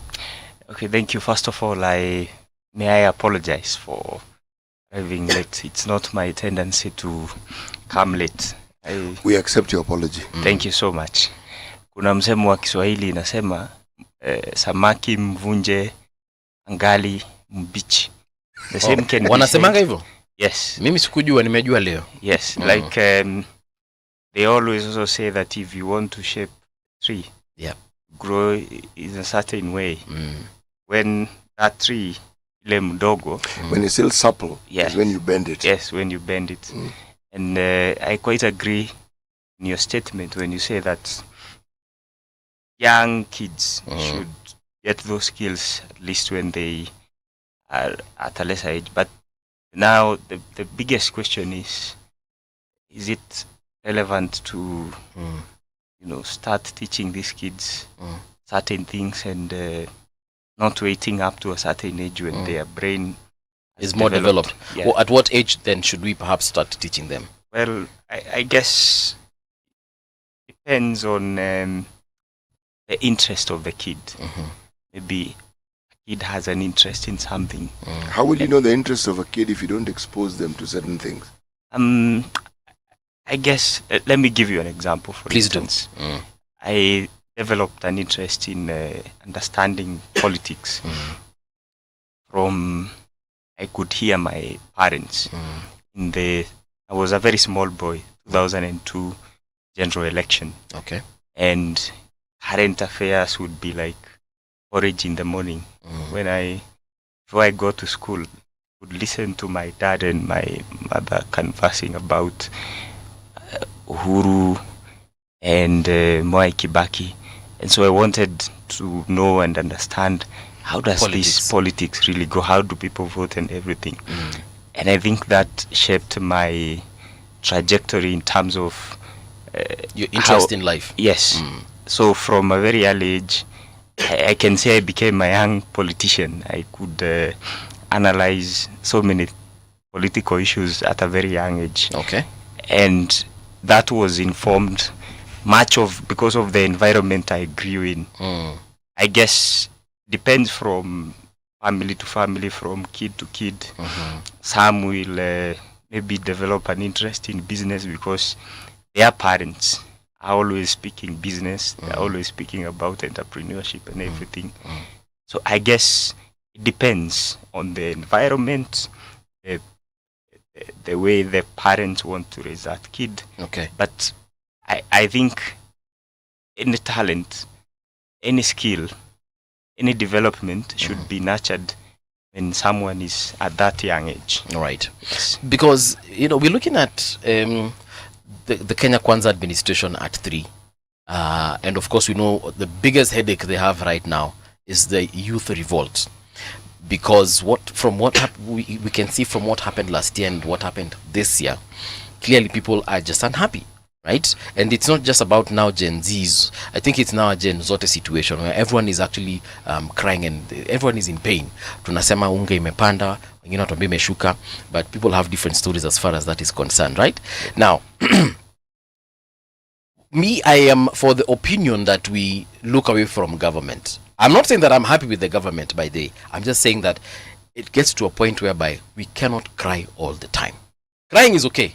Revolting is okay. It is our constitutional right. It's our right to picket and ask these questions. But now, tutaendelea mpaka lini? And as you were walking in, I was giving him an example of this country called Estonia, where people are taught entrepreneurship when they're in high school. We were here with the ambassador of Estonia, and she told us that people, the young people in Estonia actually get investors into their business ideas when they are in high school. Now, by the time this person is graduating from university, if they do decide to even go into university, because by the time unamaliza Form 4, someone is investing millions and millions of shillings into your idea, surely.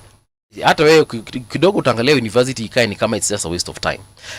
Now, if we are having these countries that we usually even go to Estonia to study and we want to be like them and we go there and we want to emulate them, why is it that we cannot just steal those ideas, bring them back here to Kenya and Africa and actually start doing these particular things? Have ideas so that someone in Germany seated like this can actually see Paul Mungala Mbovi in Kenya, who's a university student, has come up with this idea and I want to invest into this idea and give it money and let's all be billionaires. Mark Zuckerberg alikataa kumaliza shule ati because he wasn't bright, but he started a business and it worked for him. And he was like, you know what, I really don't need to do university, let me continue. And we can mention a couple of other people I'm forgetting right now. Bill Gates is another example. So if Bill Gates alikaa hivi angoje serikali imsaidie, sasa tungekuanga na Microsoft venye tuko nayo. If Zuckerberg angemaliza university na angoje serikali impatie kazi, we wouldn't be having Meta. So are we getting it wrong as the youth in this country? It is okay to picket, but what are we doing for ourselves? Ariuki, I'm going back to you. In fact, thank you so much for that question. I have for a very long time been talking about the same issue, and I have even written at length on the same matter. And I have been asking the young people of the country, there's something they always call being a rebel without a cause, where you are in a constant agitation for something, yet we don't, as young people, want to offer solutions. And even in recent history, I want to give you an example. There was some uprisings that happened in the Arab Spring, and young 2012. People, young people came out to picket, demonstrate, and the regimes fell in those countries. Yes, but there was a solution to, the issues that the young people were asking, and the same conversation now comes back to when we had, for example, the Gen Z protests, and many people were asking, so how does this Gen Z protest end? How do we sort the issues that these young people were talking about? Yet, even when these young people are called to a conversation to talk about what they want changed, most of them will say that they are not interested in the conversation. And that throws us as young people in bad light, because we look like we are always going to the streets to empty our grievances, while we could picket. Yes, young people could go out and express dissatisfaction with certain things, public policy, how things are being done. But at the end of the day, it will now narrow down into state institutions implementing these things. And the conversation that I'm trying to have with young people is one that is based on offering solutions, and we look at our issues as part of making the country better, so that we don't escalate this crisis of young people always going to the streets without a cause. I mean, but there are some issues that they might need to go to the streets for: corruption, police brutality, and many others that we can talk about in that list. And we agree. The main point has always been, it's a young person going to the streets to demonstrate. Means that they are expressing themselves. They are participating in their patriotic duty as an active citizen. There is no contestation about that. The Constitution allows that. But where does this end? So what solutions do the young people bring to develop this country? And it is impossible to build a democracy like ours in such a constant rage where we are always angry at everything. I want to look forward to a day where young people will stand and whatever they've been asking for will be done. State institutions will respect the young people and will sit and say, whatever we did not go to waste. Whatever young people wanted done did not go to waste. And I will give you an example. Before the 2022 election, I led the young people to signing the National Youth Charter.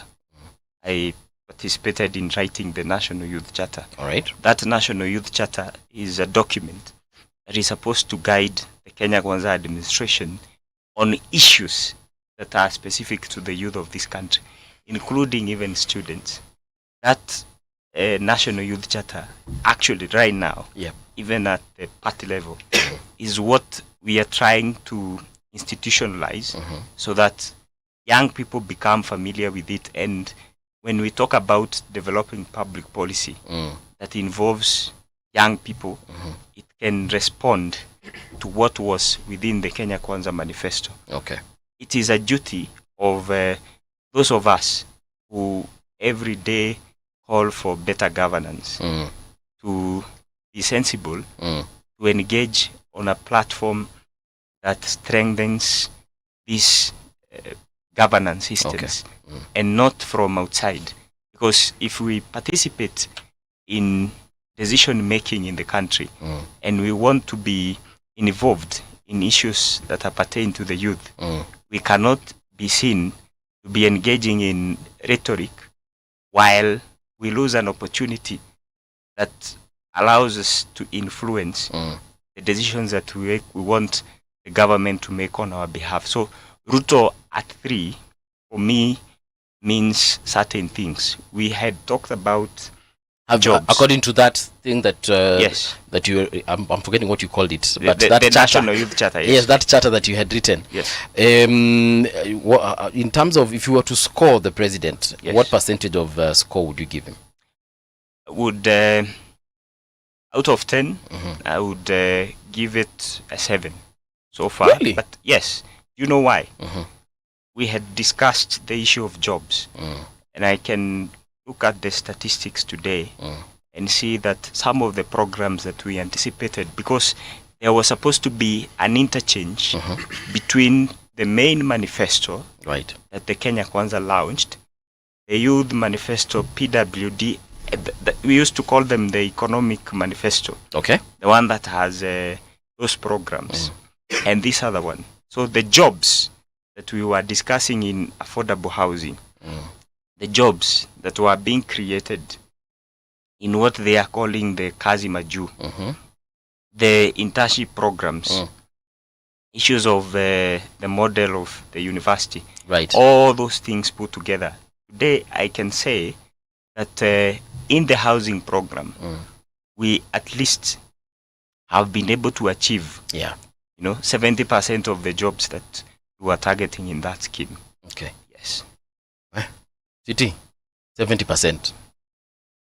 Well, that's his view. What is your view?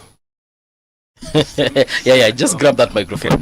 Yeah, I think the president has done fairly well. I think we can give him. I would also perhaps suggest he can still be given a 7 out of 10.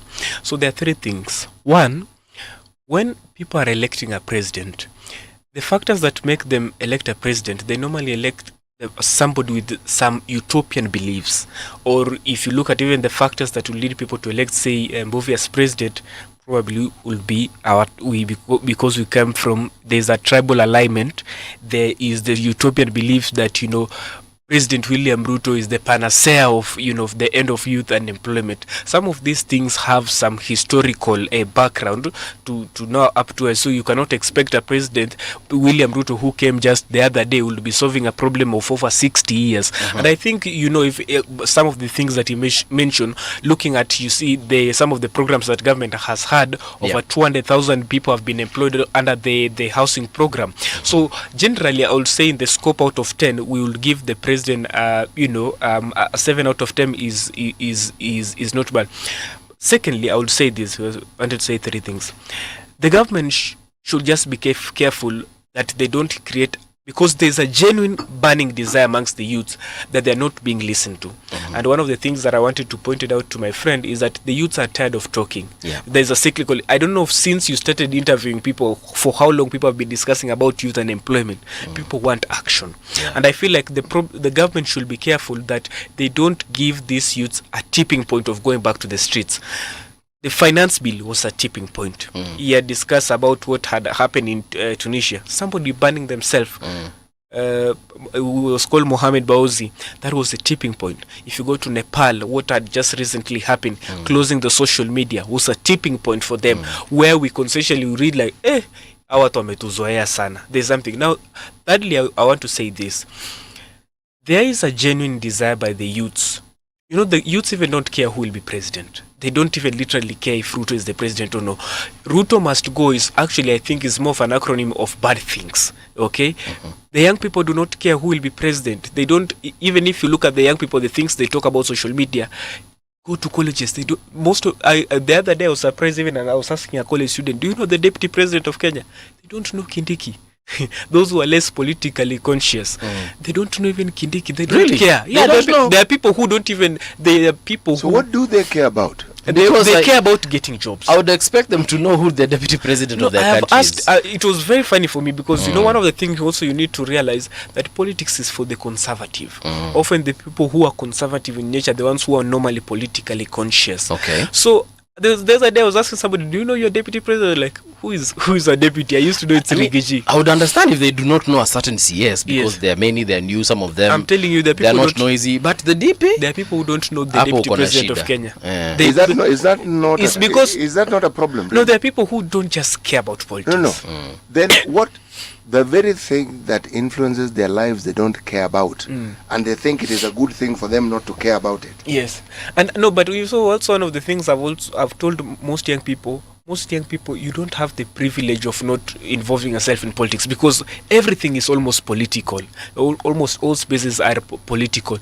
The problem I think also with the young people have with the political class, and I think there is a less likelihood of what happened last year, the Gen Z 2024 thing, ever happening again. Because there's a saying that the enemy of my enemy is my friend. The political class will never allow that revolt to happen again. Because if it successfully happens, Rigathi Gachagua is better dealing with William Ruto than dealing with the military. So they look at their self-interest. That's why they merge together. It's not out of convenience, but necessity. No, you've lost me here. Yes. What is it? They don't care about politics, and if you say they, do we understand the percentage of young people who are apathetic towards politics. If they are apathetic, that demonstration of last year proved the complete opposite of what they are saying. They are not apathetic. There was a tipping point into that. So over the last year, we have seen a rise in political consciousness. I'm telling you, even before that, in 2023, so there's a rising political consciousness which amongst the young people. That conscious, so they are aware. Yes. So if that awareness has increased, yes, and they want jobs, yes, you're telling me they can't connect the two? The awareness is not because they really care particularly about politics. Even if you go to spaces where most young people are, they don't like discussing politics. So what do they like discussing? They discuss politics because they don't have that privilege of not, because politics affects them. They look at it that I don't have a job because President Ruto has not created that job to me. That's the average thinking of a young person. Give this gentleman the mic. I want to know his views on this particular issue. Yeah, well, I think from the young people do not care about the political situation in the country. In fact, that Gen Z protest taught us that, or rather brought out a certain, before it morphed into chaos. It brought something I would call a national semblance, where young people on the internet are discussing issues, for example, of tax. That is something that has never been had in this country. And the question here is not about whether the young people want to participate in these affairs. The biggest question is, how do the young people participate in it? The political education that I hear even the media talking about every day, that patriotic spirit, want to impact, be part of change. If you come out to call for change, you have to have an end to it. What do you want to achieve? Okay. And what it proved, the demonstrations taught us that the young people of Kenya, one, are not organized. That is the first point. They are not organized in this sense, that we speak on social media and they don't come out to strengthen their voice. Through engaging the correct avenues. Gentlemen, yes. Unfortunately, we've actually come to the end of the show. We have about 10 seconds before we exit, but I'd like to thank you, first of all, for making time to be here, but most importantly, send you back out there, and let's start engaging the youth in a different way now. Yes, let's engage politically, let's engage and make them politically aware, but the most important thing, we need to remind them that they are their own saviors, by the way. We might want to get the government involved in this, but the government, I think, might not be the solution, or rather the only solution. They can be part of the solution, but I think the biggest solution is actually ourselves. This is why we shall stop. We shall invite you again to come and have these discussions, because clearly there's a lot to talk about. Sindio? Yeah. All right, so here's the news with Winnie Maganga. Radio generation, the sound is fine. Pump it up, turn it high all the time. Let the music move you, let's sway. Radio G's got your jam all day. Radio Generation, the home of urban soul.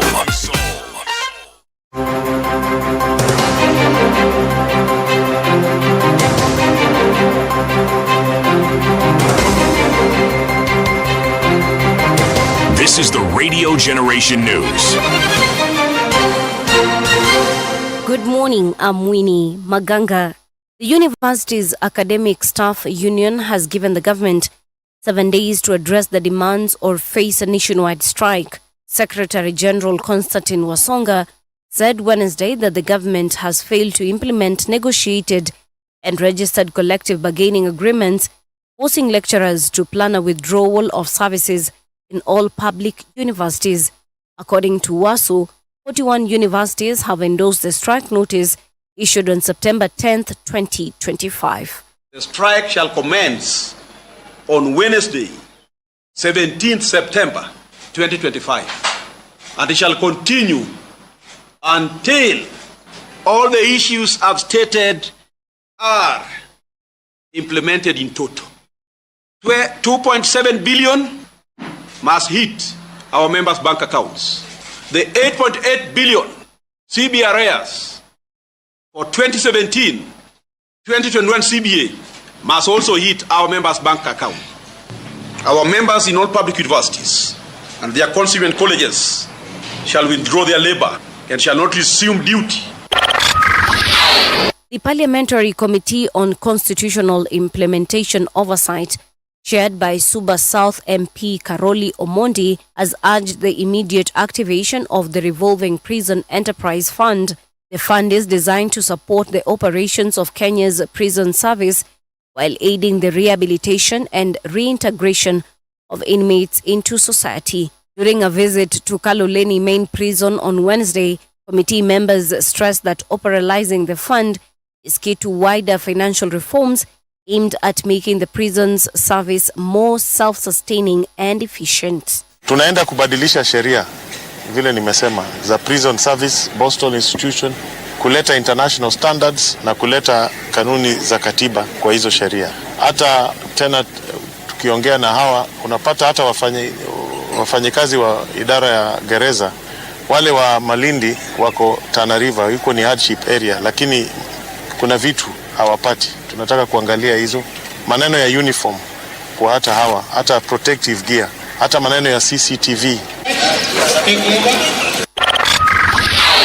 Wiper leader Kalonzo Musyoka has urged young people to reject efforts to normalize corruption in the country. Addressing a delegation of youth leaders during Inter-Party Cooperation Forum on Wednesday, September 10th, 2025, Kalonzo said Kenya needs stronger men and women to spearhead the fight against graft. He emphasized the importance of combining youthful energy with wisdom to steer the country back on track and prepare it for future generations. But I want to urge you then, you must resolve to remain vigilant, to be able to say no to corruption. Somebody told us this morning, no, this thing about corruption has hit the glass ceiling, went beyond.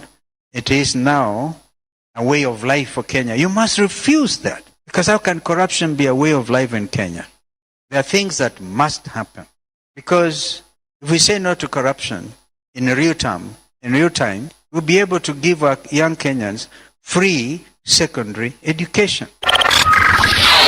Two suspected bandit leaders, Meshak Kibor and Branson Tarus, have surrendered to authorities in the volatile Kerio Valley, Elgeyo Marakwet County. The surrender happened in Kabetwa. These after the government issued a 7-day ultimatum for illegal firearm holders to hand them over or face the full force of the law. Deputy County Commissioner Ezekiel Amonde said the 200 over 2 AK-47s, several rounds of ammunition, and police uniforms. He called on other bandits in the region to follow suit and lay down their arms. As at now, we give the same window for 7 days. We call upon everyone who has illegal firearms within their hands, plus their ammunitions, to come to us. The Sub-County Security Team Office is very much open to receive you both day and night. We also want to use those who have surrendered to us as the peace ambassadors to assist us in recovering all the illegal firearms within the valley. And even to those who are doing the business of selling ammunitions.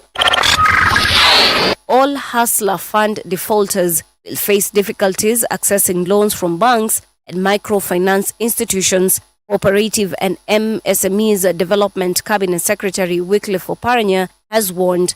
Speaking in Mombasa on Wednesday, September 10th, 2025, Oparanya said the government has entered into agreements with lenders to ensure loan defaulters are flagged in credit system.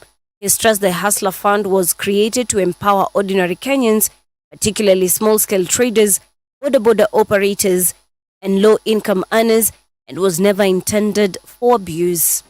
And that's the truth on Radio Generation. Good morning, I'm Winnie Maganga. The views and opinions expressed on this program are those of the guests and do not necessarily reflect the views of Radio Generation. Radio Generation assumes no responsibility or liability for the interviewee's views. This is Radio Generation. In the beginning, there was morning radio. But now there is Radio Generation's The People's Breakfast, curious and bold, getting facts from the shadows. That's what it is. Now, as the city wakes and secrets stir, a bright new voice shines. The People's Breakfast, your morning, your voice, your journey. Good morning. Good morning, my neighbor. Welcome to the home of hard truths and bold insights, Radio Generation. Yes, good morning, my neighbors. It is now 7 minutes past 8 o'clock. Karibu tena sana to Radio Generation, the home of hard truths and bold insights. This is the People's Breakfast, and by the way, that is our hashtag. City Muga in studio with me. Good morning, City. Morning. Sasa, tumeongea hapa juu ya the youth. Me, I'm starting to feel like my comrades are losing it. No, they're not. Yeah, they are. No, they're not. No, they are. My friend, they're at a point of discovery. Bro, they are losing it, man. Okay. Maybe you can explain to me how they're losing it. Because it looks like the focus isn't really focused. It's like it's all over. You know, there's so many things we want done. There's so much we want achieved, but we are not willing to put the work to ensure it is achieved. Are you saying that there's no focus in diversity? I am saying that there is diversity, but we're just not focused. Because every single young person you will talk to, they will tell you the same things, but they will give you the same problems rather, or unemployment. And it is true. It is there. They will tell you, oh, this government is corrupt. Very true. It is a fact. They will tell you, oh, politicians are only thinking about themselves. It is true. They are thinking about themselves. But when you ask them, sasa tufanyaje? They're like, I am for the idea that government haifai kutupanga. Well, wanafaa kutupanga, but tusingoje watupange. Me, that's my idea. You know, you must start somewhere. This newfound fame that the Gen Z have is newfound fame. And newfound fame tends to be heated. It gets to your head. And before it settles down and you come down to earth and perch solid ground and start thinking, takes a bit of time. From just being youth, realizing that when you have a voice, you can actually change things. That thing can get you fairly drunk. Okay. Now then reality begins to dawn. That reality is the process that you're seeing. If you were to ask the same question of somebody who is not a Gen Z, yes, they'd bubble the same way. They don't know. Did you just say bubble? But the government, corruption, politicians. Say, okay, sir. So what again was the solution that he provided? No, you see, when the government doesn't do this thing, say, okay. Right? You've spoken, okay, so can we just revisit that issue, the solution? No, you don't understand. Okay, what don't I understand? The government. What about the government? They're not doing what they're supposed to do. Okay, so what are they supposed to do? First of all, there's youth unemployment. Gava hizi waandika job nyinyi wote. I thought you got shendo. Gava haiwezi katupatia sisi wote kazi. But yes, Gava should actually facilitate and create an environment. And I've listened to the two gentlemen here, and to be honest, they are making sense. They are making sense in terms of, for example, UDA youth leader hapa amesema walipatiana manifesto na wakasema the government is trying, or rather the president is doing his best to ensure that he delivers, and that is why he scored him 70%. Personally, I would score it very differently. But anyway, and also his colleague here said the same thing, probably give him a generous 70%, and it's okay. You see, at the end of the day, that's your personal opinion, and it is allowed on this space. But now when it comes to you scoring yourself as a young person, and I asked him if he has a business, and he said no.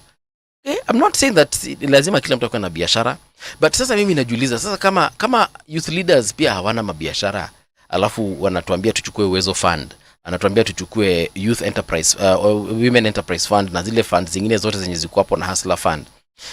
Unajua sasa zingine ni vizuri mtu tu akiongea from example, aseme mimi nilifungua biashara yangu ya vitunguu na sasa, but I'm not faulting Oko because he doesn't have a business. I'm just saying that I think the youth out there need to get their minds out of this situation of Gava needs to provide employment for them, because Gava will never provide employment for you.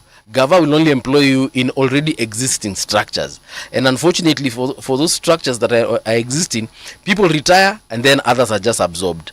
Gava inakwanga entrepreneur. Gava inafungwa kama biashara. They try through parastatals, they try, but by and large that doesn't work very well. Exactly. When we are unique in that sense, because if you look at, say, like Kenya Pipeline Company, it is a parastatal. Yes. And it actually makes money. Lots of it. Mabilioni. Yes. Kenya Ports Authority, again, parastatal. It actually makes money. Okay? Kenya Power is supposed to make money, but there we're not really sure. All I'm trying to say is, when you look at the involvement of government in certain businesses, the downward trajectory seems to be the path that they follow. They tend to head towards failure more than success. And it is not that they couldn't work. It is the way they are managed by the people who are put in charge. Many of them treat it like their personal property, and most people don't treat their personal property in the way you treat a business. Yeah. That is putting it as politely as I can. Okay? Yes. So, if you look at young people and they're expressing their views, it's a learning point for us. That's what they know at this point in time. So how do you enhance that knowledge so that they know more? I believe the conversation should change from government needs to provide employment for us to government needs to help us become entrepreneurs. Perhaps if we start looking at things from that perspective, these funds are geared towards making us entrepreneurs. That's why there are so many. That's what they're supposed to do. But City, those funds are not enough. It's not that they're not enough. They're not enough. They could be enough. No, they Allow can't. me to say what I want to say. Yeah. They could be enough. Probability. But why they're not enough, and this is where you may have a point, is because the people who access them are not ready to do business. They think they want to do business, and they even start, but most of them don't even know, don't understand. Yeah. And the understanding of the business they get into is very much surface knowledge. So, how do we ensure that those who get these loans are in a position to actually utilize and benefit from it? And that's why many of these funds insist that you must be in a group. So then the check and balance comes in among yourselves, and also the utilization of the funds that you get. Yeah. But it has shown that it is not enough. You know, I sat down. There needs to be more. Yeah. At a previous workplace, I sat down with the CEO of the Youth Enterprise Fund, and we spoke at length about how people can actually, apply for this. And bro, it is a process. It has to be a process. It is a tedious process. It has to be a tedious process, and that's what you must prepare people for. Yeah. Yeah. The reason is because the education system that we have touches on the idea of preparation. It's woefully inadequate. Our education system doesn't prepare anybody for business. It doesn't. And I agree with you because I went through that system. When we look at European countries that are doing very well, really well in terms of, their economies, and then you compare them with what we as a continent, and actually let me just narrow it down, as a country we have so much going for us. We have so much. We have the land. Some of these countries do not have land. We can do agriculture. A majority of those countries do not have enough land for agriculture. We have a lot of land where we can create factories, industries, and whatever, and we can actually do manufacturing. We have the wherewithal to do everything that we want to do. But some countries that are just islands and mountains are doing better than us. And I'm like, we have so much, like the resources that we can utilize in this country are immense. And then we have the manpower. We have 50 million of us. Unaenda unapata country iko na a population of 300,000 people. But these guys have more money than us. They do. And you're like, how? Because they're 300,000. Easy to go 50 million up. That's a bit many. Like when you talk about Norway, who have a sovereign fund of $1.9 trillion. Sovereign fund. Right. Yani hiyo ni bank imewekewa wananchi. There are 5.5 million people. Yeah. Those are not many people. But it means individually, they claim everybody else. Everybody in the country is a millionaire. Exactly. Everybody. Okay? Yeah. But they manage their resources well. They have learned the hard way, and they've learned. How do you get a sovereign fund? They make money, they save it. It's a saving, by the way, just so that we understand it. Yeah. Okay? They have it. Now, a country like that, why would they need to borrow? Yeah. Why? And if they borrow, they just borrow from themselves in their own currency. Yeah. Actually, you mentioned that. Were you referring to Norway? Yes. Norway has got a population of 5.5 million. I told you, yeah. 5.5 million. Census yao walifanya last year. Yes. 5.572 million. That's the population of Nairobi. Yeah. Those guys, they have so much money. First of all, they have oil. Yes. And so do we. Yeah. Funny enough, they don't even use that oil. Then they mine it and export it because majority of the drivers there are currently on electric vehicles. It is actually more expensive to buy an internal combustion engine vehicle, what we are currently buying here in Kenya, as opposed to buying an electric vehicle. But here in Kenya, it's the opposite. An electric car is very expensive here. All right? What isn't expensive here? I'm picking out examples that touch on our economy. So here we are dependent on fuel. We have to import that fuel. Yet we have our very own oil mine, oil whatever, oil well, but we are not using it. I don't even think we are exporting that oil as it is. We are still figuring out what to do with it. The world is moving to other things. They are moving away from internal combustion engines where we have to rely on petrol, diesel, and whatever. Now, countries such as Brazil actually are using, they've moved away from fossil fuels. They are slowly phasing out fossil fuels, and they are focusing on this other diesel, biodiesel. Yeah, so this is biologically produced diesel where they're actually using organic matter, the waste they have in the country, the bananas that you throw away, the orange peels that you throw away, the what are they called, the mangoes that we are throwing in the streets, the melons. They're actually taking that waste and converting it to biodiesel, and we have petrol stations in Brazil that are dispensing biodiesel. Na hizo ndizo vitu wanatumia huko. Sisi bado tunang'ang'ana. Yet we have agriculture. We have so many farms here. We keep on churning out tea from our farms. We keep on producing coffee from our farms. We have matoke and easy waste zote hakuna mali zinaendanga. Tunazitupanga tupa kwa barabara on the roadside. You find banana peels on the roadside, and we are doing absolutely nothing with that resource. If you want to understand the utilization of resource, let's start with the human resource, which this continent has in abundance. The point where we are called the youngest continent on earth, right? Now, very many countries in Africa have begun to understand that it is important to send your young people out of the country, okay? So that they can work, that you can benefit from remittances. But we don't take it as serious as a country like Philippines. Okay. The reason why we don't is because Philippines, for instance, have understood that the healthcare sector that most people are needed is the nursing sector. So within their own country, they have institutions that train people in a way that is akin to what you'd be trained in if you're in the US. So if you then go to look for a job in the US, you're an easy fit. We don't need to build the institution. We just need to sign an understanding, come to an understanding with Philippines, to send our nurses here to that particular college of theirs, so that when they apply for those jobs, they have an easy fit. I'm saying this because it then meets headwinds. No, you can't solve our problems by sending people out of the country. What do you mean? The job should be found here.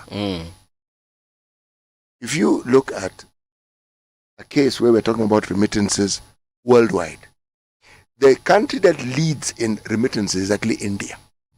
Okay. which means there are very many people outside sending money. 135 billion US dollars in remittances. Is that annually? Yes.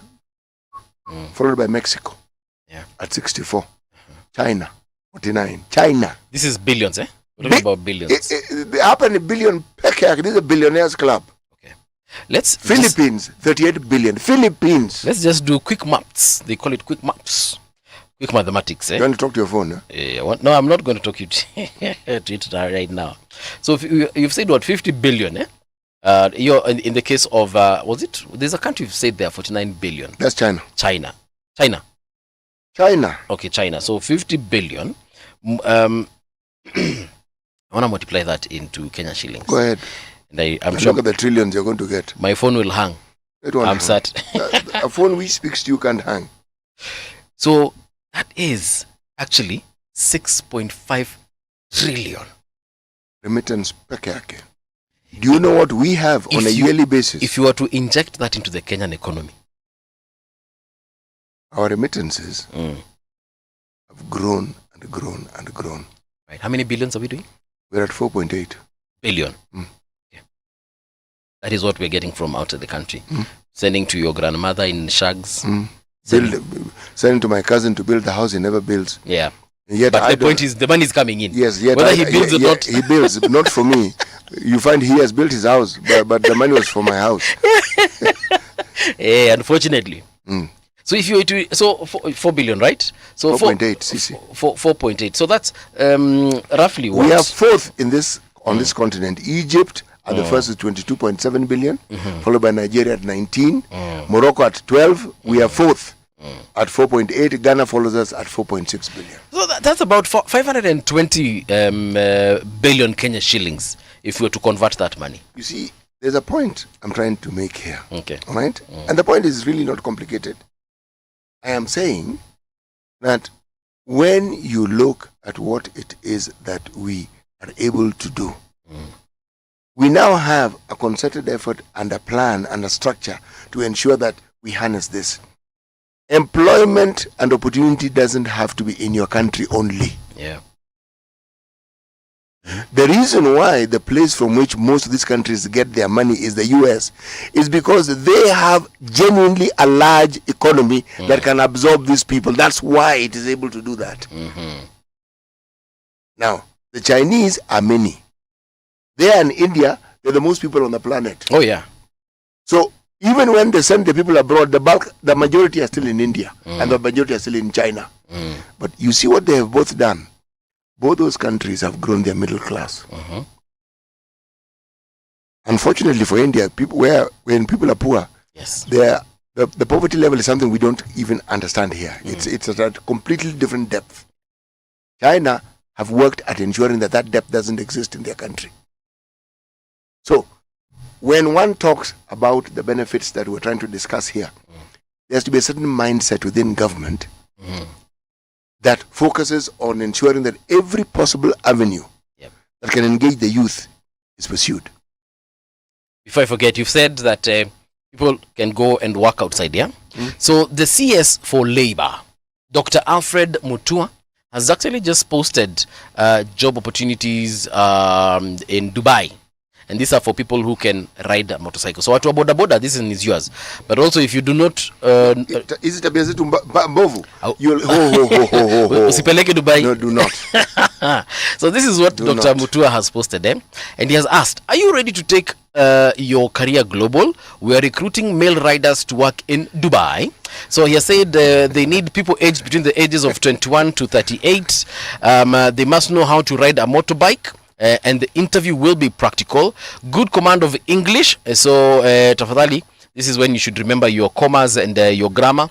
Able to use Google Maps for navigation. And then the salary and benefits are as follows. Fixed monthly salary of 2,100 Dubai shillings. I don't know what they call it in Dubai. Is it dirham? Then between 2,100 to 2,500. And then the salary package upon obtaining a UAE driving license. Get that information. Yeah. Where can they get that information? They can get it on his X account. Go to the X account and get the details. Yes. Right. So they're saying the interview is today actually till Saturday. That's fine.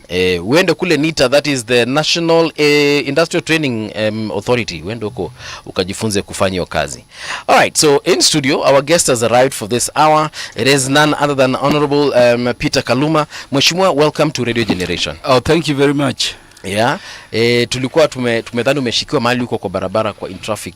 Yeah, I missed my route at Odume Road. Yes. So we were locked there. All right. You can imagine when you're locked at those places in Nairobi currently. Yes. Yeah. Watu is it Homa Bay Town constituency wanasema namna gani? Wako salama, wako broad-based government. And they're very happy people. All right. In our old generation. Yes.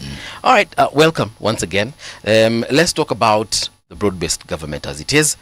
Have we achieved what we hoped to achieve with the coalition, or rather the agreement between Right Honorable Raila Odinga and President William Ruto, as far as Ruto as at 3 is concerned? Yeah, one is that part of Ruto at 3 was by Ruto alone. Right. This is up to the time, you remember we had the Gen Z revolution. Right. So the first, I would say more than 1.5 years of Ruto were Ruto alone. The broad-based government is now about, 1 year. Cumulatively, I would say President Ruto, compared to the previous last 2 presidents, has done very well. And you can see it at all levels. Actually, I was going to ask you what are some of the indicators. Yes. When Ruto took over, I can tell you that there are 6 nations which were listed to be approaching default. This included Kenya, Ethiopia, Angola, Ghana, and some other 2 states. People do not know, but the situation where we are is that 5 of those 6 states have actually defaulted with very dire economic consequences. The only state which has not defaulted is Kenya. When Ruto took over, the economy was in very bad shape. Yeah. And I'm telling you this as a member of parliament, but also as an MP currently serving in the finance committee. People do not know, but the Uhuru regime, you remember, moved our debt burden from about 1.3 trillion to 8.7 trillion by the time I was leaving. And that is foreign debt. Right. People are forgetting there were also domestic debt. Domestic debt also moved from less than 1 trillion to over 3.8 trillion, nearly 4 trillion. And, Uhuru had arranged something which allowed him what in commercial law we call, a moratorium, meaning the actual repayment of the debts were postponed and deferred to the future. Okay. So Uhuru was not, doing much of repayment. It was the regime that was stepping in that was to begin repaying. Immediately they came in. So people do not know. Ruto came in, and then the money is like the repayments for Eurobond and others. Yeah. About 870 billion is required immediately. Okay? What situation do we have in the country now because of time? KRA last year collected 2.53 trillion. Yes. Okay? This amount, about 1.5 of it is going towards a repayment of interests. Not even the debts, loan itself. Not the principal itself. Because you remember Uhuru postponed payment. Yes. So interest was also building. So about 1.5 trillion of the 2.5 trillion, in fact 1.17 to be exact, not 1.5, 1.17 okay, is going towards paying interest on debts. The principal. The principal. 1.34 is going towards paying recurrent expenditure. What remains of the collection of 2.5 trillion? Nothing. And that is why, out of ingenuity, Ruto has had to go for, things like levies, securitization and other things. Despite, that narrow fiscal space, you see developments taking place across the country. Let me tell you, Banambuvi. Yes. People take it lightly when they say Ruto, he's saying he'll build a road from Mandera through to Wajir. Pitie Kotulo. Iende Garissa. Have you bothered to check the status of those roads? The works are going on. I can tell you. I have bothered, and I know that you can drive all the way to Marsabit now. Yes. On tarmac. That road now is over 60% done, and you can imagine how much it will open that northeastern frontier. It would be near California, if you know the weather pattern of California in the United States of Kenya. When you go to places like Nyanza, right, I can tell you, in Homa Bay town constituency, I've been a very strong member of parliament. This is my third successive term. All right.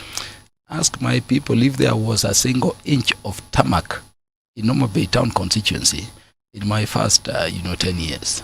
I can tell you 0. This time Ruto has come in, we are at over 130 kilometers of roads. When was that started, the construction of that road? Before Madaraka. Okay. Before Madaraka. Before Madaraka of this year? Yes, just approaching the Madaraka we hosted the other day. The Homa Bay town, which was a very dusty, backwater town. People are now courageously saying it appears we are moving towards a city status. Because all roads in town have been done. The town is being connected to the rural areas as we speak. With roads like Lala Roga, Nyalki Nyimbo, being done. Right. Look at what was the shoreline of Homa Bay town. Just a place where vultures were fighting for fish parts. With our fishmongers, the women by the lakeside there. The other day you were seeing the amphitheater, people watching even Chan, by a very beautiful beachside. Okay. And I can tell you, you can go to the stadium in Homa Bay, you can go to the Ithoke Stadium going on in Kitui, you can go to the ones going in Western Kenya, you can go to the stadia, because there are now more than one in Kwale. Development in terms of including all regions and all parts of the country for once has been integrated in this difficult economic environment than ever before. And I'm saying this because I can tell you also, I know what was happening. People do not know city. But the month before President Uhuru Kenyatta left, the guy secured contracting of 1,500 kilometers of roads in Mount Kenya region alone. And he didn't give a damn about other countries. And then when you go to parliament, you get MPs from that region, people like Ndindi telling you, you must complete ongoing projects before you can, start new ones. This is a clever way of saying, do roads only in our regions. Ruto is doing those roads, the Christ and Mau Mau, as he's also opening up areas which never knew infrastructure existed. Go to places like Tana River. There are places the children of this nation have been crossing the rivers, infested with crocodiles. You know how bad Tana River is. Since independence, for the first time, bridges are being built over, and they are seeing tarmac roads. And these roads are not just facilitating of economic development and the opening up of those regions. Those roads are very essential also for security, because the challenge of Al-Shabaab across Lamu, across Tana River, across the Indian Ocean coming from that side, the Boni Forest and those other areas, and the challenge of the improvised explosive devices. Once you have tarmac, they have nowhere to plant them. And our security apparatus and personnel, securing our people along those regions are also very safe. So I'm saying that if you want to look at it at where President Ruto, took over, what is been, able to achieve for the nation with the obvious limitations in terms of the narrow economic space, he did very well. We come then to, the finance bill. And I want to tell you that before the finance bill, you remember in 2023, we had the cost of living thing. because of the challenge of that very narrowed economic space, and the need to prevent the state from defaulting, which I'll explain to you the consequence, later on or another day, very dire, if you dare let your state, default. We had a situation where now Ruto has to, raise taxes, because that is the most sure way of getting money. And so the cost of living was shooting. Yeah, but this was being done to, save the country from default and from economic, collapse. And so the Gen Z uprising was very legitimate. I will be giving you the details of what this Gen Z is, another day, because people are not aware. A point in time came city when it also got, so deeply infiltrated and in fact taken over by people other than our children, whom we all, sent to the streets to join the agitation. But the Gen Z thing started with Reject Finance Bill, if you remember, city. And by the way, very drastic measures for revenue raising were inputted into that finance bill. The Gen Z revolution moved from reject finance bill when it was withdrawn, remember, to Ruto must go. And then it moved from Ruto must go to Kufa driver, Makanga, Kufa Makanga, meaning both Ruto and Gachagua must go. Read now, and I see you have it. Article 146, sub-article 2 of the Constitution, for you to tell Kenyans what happens where both the president and the deputy president are not there. So the president and the deputy president are not there. That provision of the Constitution says the Speaker of the National Assembly takes over leadership as president for 60 days, within which elections must be held for the president must be held. Do we have IEBC to conduct the elections? No. It means at the lapse of the 60th day, okay, there was not going to be a leadership or a president of Kenya. And so it was going to be open to anybody who is strong, whether military or civilian, to take over. Take the most likely case that the military were to take over. When military takes over, and Bovi, let me explain this to Kenyans, I really joke. All retirees can no longer get pensions. Because from who? We're talking about martial law now. Yes. From who? Because the government has the Constitution, with these beautiful human rights and fundamental freedoms provisions we are talking about, the right to demonstrate and others, gets overthrown. Because military or civilian coup rule is a rule other than under and by the Constitution.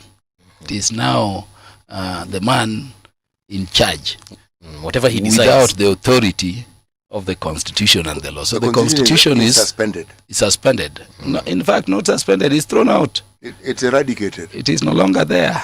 It's removed. Done away with. Yes. Yeah, it's a coup against a constitutional order.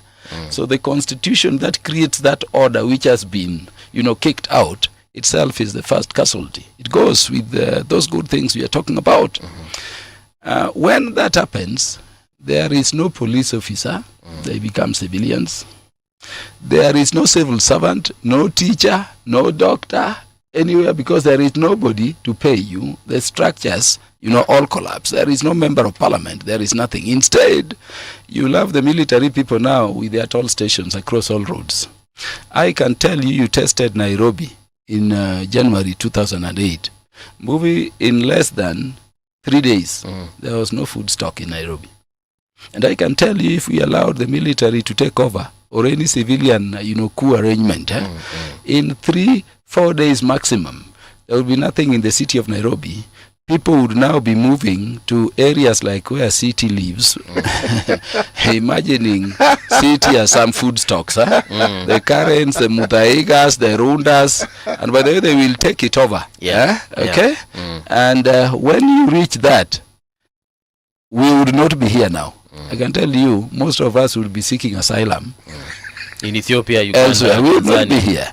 And it is out of that Baba entered into this arrangement with Ruto. That arrangement, therefore, was an arrangement, a patriotic arrangement that took us over 13 meetings with Baba, right, to agree to and to look around.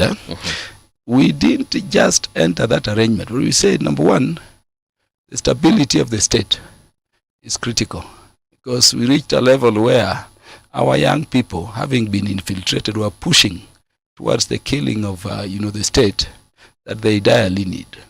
Look at the situation of any state which has slipped and tipped into that arrangement. Somalia, during Siad Barre, was kicked out in 1991. Have they seen a stable government 35 years later? None at all. Look at Sudan. It had that issue. You remember the meetings of Garang in Kenya? We sorted them out. We created for them Republic of South Sudan and Sudan. The two have also now exploded. You don't know where they're going. See the situation in Egypt, where youths, gathered, about 1 million of them at Tahrir Square, and then moved and overthrew, Hosni Mubarak. We had Morsi of Muslim Brotherhood come in. He was also kicked out. Yeah. And then the military, under international pressure, says we will do elections after this time. And then what happens, city? They organize elections in which their military leader removes uniform and wears a suit, a beautiful one like city, and says, I'm running. The soldiers are the electoral officials. And this guy who is ruling Ethiopia today is in his second term. They're about, I think, 7 years each term. What has he done, city? The guy is just there. He tells you he has won by over 99% of the votes, and it will be returned. There is a state people are not looking at called Cameroon. I was in Cameroon for a speakers conference. Did you know the northern side, the English-speaking side of Cameroon, has not had schools going on for the last 13 years? I hope you know that. I know that. And I also know why. Yes. And Bia, coming from the southern French-speaking, took over. You remember, the guy is not even in Cameroon. I went there. The photos you see on the walls are photos of Bia when he was 40 years. You don't know how old he is. You must be aware he's running again. Yeah. And it's just some old people they took over power with, running that country. The guy is permanently in France there. And you remember the history of the guy. He stayed for some time, city. Then he was told, your situation is not is bad by a doctor. You could be dying in the next 2 weeks. Told his deputy, take over. I may be dying in 2 weeks. After 2 weeks, he went for a recheck and he was told, it appears now you have 6 months. And he told the deputy, now bring it back. Bring it back. It has been said I can stay for some time. Right. And of course, when the deputy resisted, you know what happened. The guy is now in his 43rd year. And by the way, ruling the country, if you are to call it ruling, from France. The Chinese and other people are exploiting Cameroon the way you can't imagine. What am I saying in short? That when you have a regime change other than by the constitution, number one, something called term limit goes. The one for Mali you were praising the other day has just announced there could be elections in Mali in a year, but he has said there will be no term limit. See what is happening in Uganda or is happening in Rwanda. There is nothing like term limit. And the guys will take over. They will use maneuvers and take over. So we didn't enter into this arrangement with President Ruto, right, out of easy or self-seeking interest. It's the most difficult, but again the most patriotic sacrifice. So Baba has had to make, and I'm happy you've allowed me to clarify this. So these young people, you see them in stations like you are saying Baba betrayed us. Tell them in his lifetime, they will reflect and recognize Baba. So when we entered into that arrangement with Ruto, we listed 10 issues which were to be dealt with. The 10-point agenda. The 10-point agenda. And if you look at them objectively, City, I'm sorry I'm coming late due to the reasons I've explained. But I think we need a day for us to look at them. The first one was NADCO. and the laws which were proposed. Do you remember the people who chaired NADCO and were in that committee? Yes. Kalonzo Ichung'wa. Yes, the Kalonzo you now see saying, nothing is happening, NADCO is bad. He's the one who brought to us that thing. All those laws which were proposed in NADCO, a good percentage of them have been passed. They have been brought to us. A number of them which require constitutional intervention are still under consideration because they involve other processes. But NADCO implementation, the areas which required electoral reforms, the formation of IEBC, the registrar of political parties arrangement, we passed all those laws, and we need a whole day to discuss it. We talked about inclusivity. There are some individuals, such as Professor Lumumba, who say that these things are actually in the constitution and they just need to be implemented without necessarily having a NADCO or a 10-point agenda. They have been in the constitution since the constitution was promulgated in 2010, and they never saw the light of day. That is the kind of argument you see now, people saying, why do you need a team? They are asking President Ruto and broad-based government, a team including people like Faith Odhiambo, to deal with the issue of compensation when you can compensate without that structures. And I think some of those arguments are very lazy. Bring Professor Lumumba, who is my former teacher and former partner at the law firm of Lumumba, Muma and Kaluma here, and I will educate him on the difference between theory and reality in the context of governance. And I can tell you, they don't understand it. So we talked of inclusivity. I've told you, a nation is a nation for what reason, City? The main idea of a nation is equal ownership by all citizens of the nation's resources, and therefore equal sharing in those resources. In fact, that is the least common denominator. That's the essence of nation. That's the essence of a nation. When you have people like Achagua telling you that we are shareholders, others are not, what are you talking about? I've already explained to you that for once, President Ruto, and more so under the broad-based government, is now spreading resources all across. And changes are done. And this is not just about resources, City. It is also public service appointments. In the area of public service appointments, we are not doing very well. Because remember, we tried to reorganize the cabinet. You're being very polite. Yes. It's not. You're not doing very well. Yeah. The optics are terrible. Yeah, the optics are terrible, and I can tell you, City, Google now there, just the structure of the roads department, and you know how essential roads and infrastructure department. This is the Google expert. Just check, Yes. You'll find the PS, the head of the department, okay? Everybody is heading any directorate, whether it is human resource director, whether it is procurement director, whether it is chief finance officer, whether they are all from one community up to down there, and they don't give a damn. The heads of Kenya National Highways Authority, the heads of Kenya Rural Roads Authority, the heads of Kura, you get how we run this country. You may be told that somebody like Dorcas Oduor is the Attorney General, and some other gentleman from Kisii is Solicitor General. See, then below there, all registrars, principal state councils, senior principal state councils, in fact from one community. That is the Attorney General's office.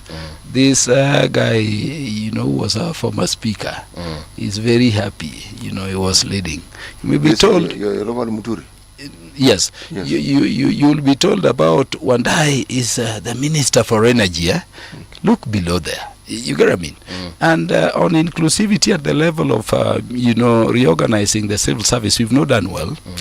Because when, for you to reorganize it to have the face of the nation as required by Article 233, it means you either have enough money to employ others, and the Constitution also allows it. In the cabinet today, you have 7 ministers and a DP from one region, which the Constitution under Article 232, says no to. But you want to move it.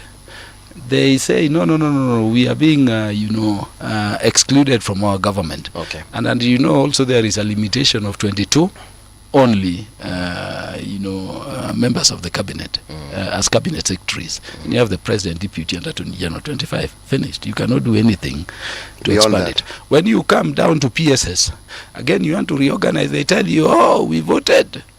We cannot. Essentially, they are saying we have a right to eat our share plus the shares of other ethnic communities and regions. And so it has been difficult. So you either reorganize or what do?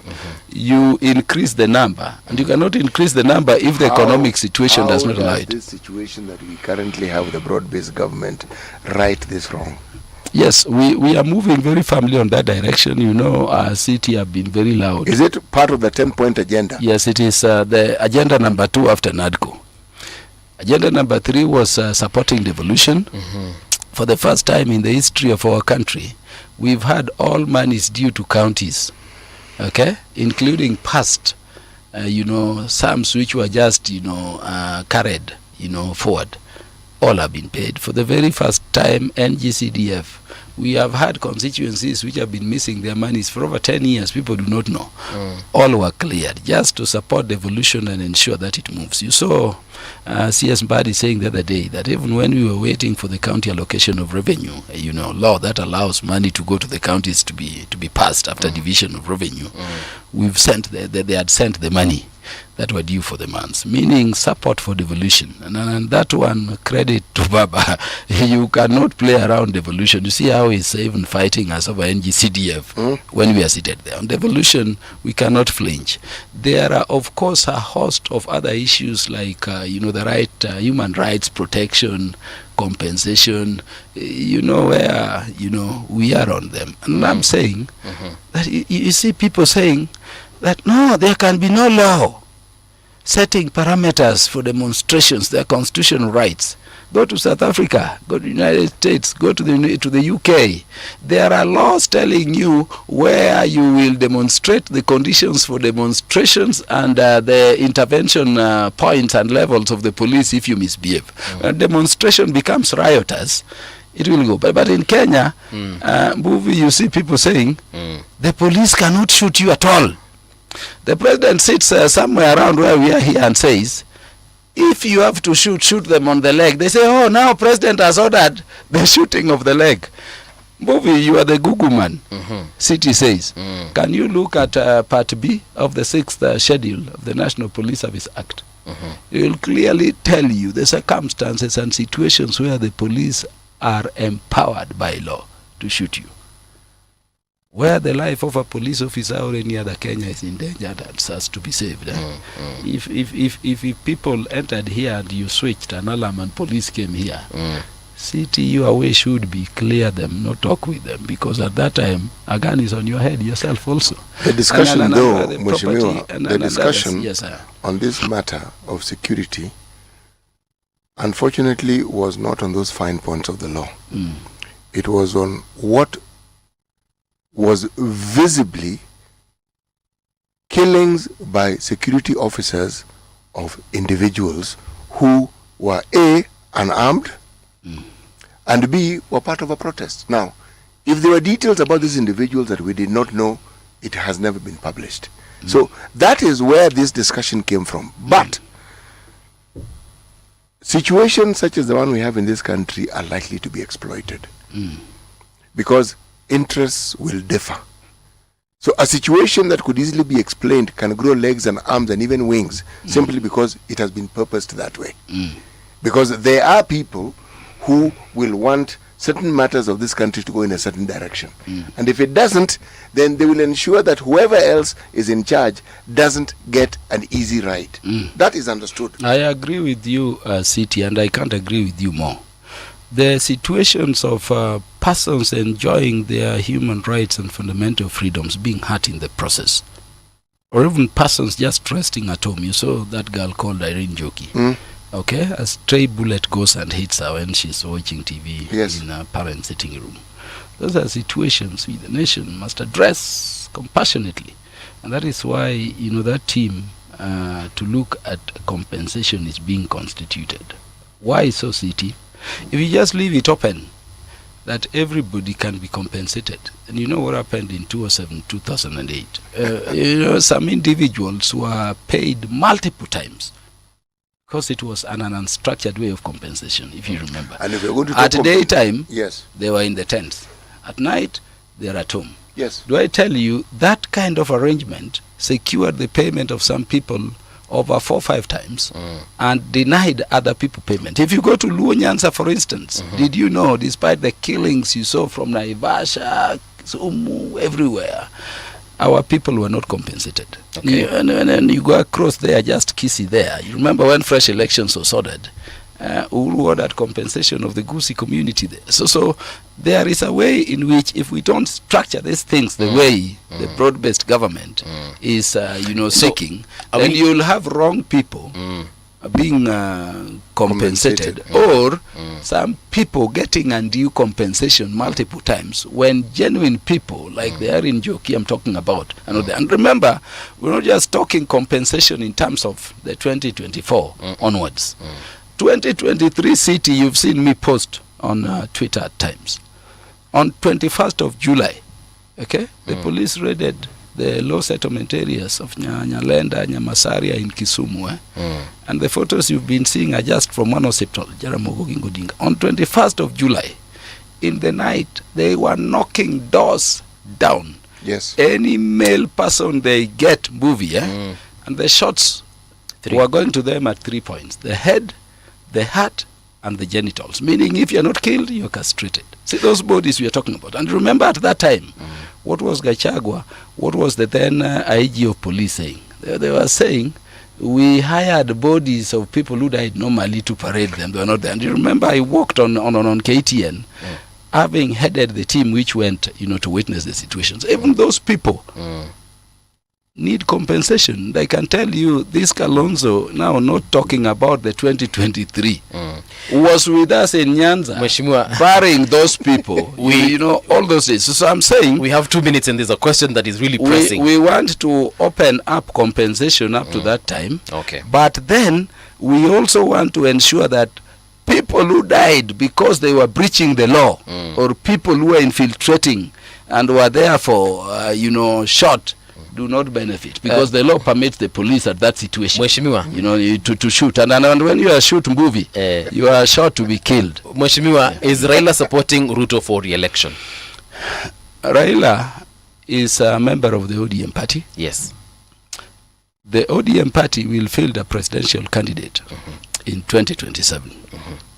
If the party would come to the realization that it cannot go it alone, then ODM party will be open to coalition. Okay. I can tell you, in the current political arrangement in Kenya, ODM will never associate with any formation where Gachagua is, because of that exclusive idea they are. So we will go with any arrangement that will ensure that we govern this country without Gachagua, and that, I think, leaves the President Ruto wing. So there is the possibility, if we were to make that decision that we cannot go it alone, we may go into a coalition with President Ruto, and if we go into that coalition arrangement city, then it is a negotiated agreement. We may produce the candidate or Ruto, but whoever is produced, we will support. When do you go back to Parliament? We are going next week. Next week? Yes. When? On Tuesday. On Tuesday. Can we invite you on Monday? Please do. I'll allow you 5 more minutes before we go into the news. What do you think about the candidatures of former CJ Maraga and former CJ Maraga and former CS Matiang'i? Maraga is lost and not worth my comment. Matiang'i was hyped by some Americans who told him they will give him, contributions, he will have choppers, he will have other things. When he went the other time to fundraise, I can tell you they fizzled out, and I know Matiang'i got less than 3 million. Matiang'i is too broke even to hire PA. 3 million shillings or dollars? shillings. Okay. The guy has no money. And to me, Matiang'i Maraga should not be on the table for even discussion in terms of national leadership. I would have told you more, but time is short. Yeah. But if you see the killings we are talking about during the fresh elections and during Matiang'i reign, people talk about people being killed during Ruto's time. People who are being dumped into River Yala are being dumped in tippers. Remember, I was in security committee, so give me more time. I tell you more. Baby Pendo was just bludgeoned on her mother's bed by a police officer there. Chris Musando, when was he, executed and for what? You get what I'm talking about? The atrocities, the corruption levels, even in that Ministry of Education, which Matiang'i tells you he did very well at, needs 1 hour of me talking with Kenyans. And I can tell you Matiang'i will not leave his house to talk to people. So the atrocities behind him, compounded by the lack of means because he wasted what he stole when he was there. Matiang'i is a no factor. In terms of Maraga, I don't even know whether he knows who he is and what he's doing. It's neither here nor there. In terms of presidential term limits, there's been talk in town about extending that term limit. I don't know, what's your position as MP and also of Parliament? No, that's a media, creation. That's why I'm in this media station. Yes. Because you deal with real facts. Okay. You've had a situation where media just engineers headlines and get people discussing them. Headlines and discussing. There is no proposed law on the floor of Parliament proposing term limits, and I can tell you nobody can propose it, and if it were to be proposed, it will die its own day. I think there is a person called Cherargei who was playing politics. Senator there. from Nandi County. He was here yesterday. He was here yesterday. Yeah, if he has anything like that, he more or less said what you're saying now. It has not on hit. The same subject. Yeah, it has not hit the floor. So our media needs to be responsible, needs to have their role within the constitutional confines as a true fourth state. Yeah. We are seeing what is happening in Nepal. What they did to their parliament, and their prime minister had to resign. Do you think that something similar was going to happen here if the youths had succeeded in getting their voices heard? But their voices were heard. Their voices were heard before. Parliament was breached. I want you to go and review the media of the breach of Parliament, and you'll see the wave. The military, kind of wave. Shots they go down and advance, go down and advance. It is the youth who are by then providing me a cover, not knowing they had been infiltrated, who remained standing to be shot. But I can tell you that thing was so infiltrated. Yeah. And CT, that is why I'm saying I can come back on Monday or any day. No, Monday. You want, Monday, because I've been in security committee. That day Kenyans are talking about lightly. At least 50 MPs were to die on that day. And was saved. So in Kenya, let me, because of time, tell Kenyans one thing. You cannot overthrow the government. You cannot go to the level of Nepal. And you remember, anything that overwhelms the police, we have the best security apparatus, including the NIS and of course the military. Remember when we were moving that direction, the military stepped in. I can tell you our military is one of the most disciplined and professional in the world. Nothing like that can happen. And for the Nepalese, let me tell them, they have moved from the frying pan into the fire. And we will discuss this in 1 year's time. You will see. Yeah. Thank you so much, Mheshimiwa, for making time to come to Radio Generation. And as Sitia said, come back here on Monday. Let's have this conversation, because so many questions that we have, and I'm sure a lot of Kenyans listening right now also have their own questions they'd like to field to you. So tunakaribisha tena na tena uje utusaidie to have those answered. For now, though, we are moving on to the news with Winnie Maganga. Don't go too far, because we are having a conversation on matters medicine in the next hour. The sound is fine, pump it up, turn it high all the time. Let the music move you, let's sway. Radio G's got your jam all day. Radio Generation, the home of urban soul.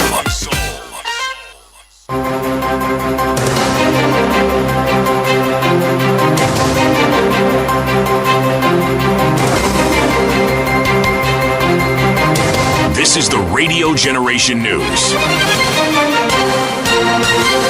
Good morning, I'm Winnie Maganga. Youth unemployment continues to be the most pressing issue facing Kenya's youth population, according to Mark Ouko, youth coordinator at the National Students' Council of Kenya.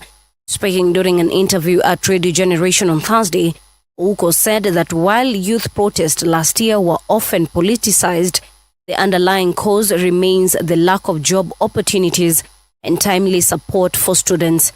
He further explained the widening gap between public perception and realities faced by young people. I think the biggest issue that most youths are facing today is particularly on unemployment. And even if you look at, the things that the young people went to the streets last year, over time they were mixed up with, political motivations. But at the start, the young people are saying that we don't have jobs. For those who are in universities, they're saying that our help is not coming in time.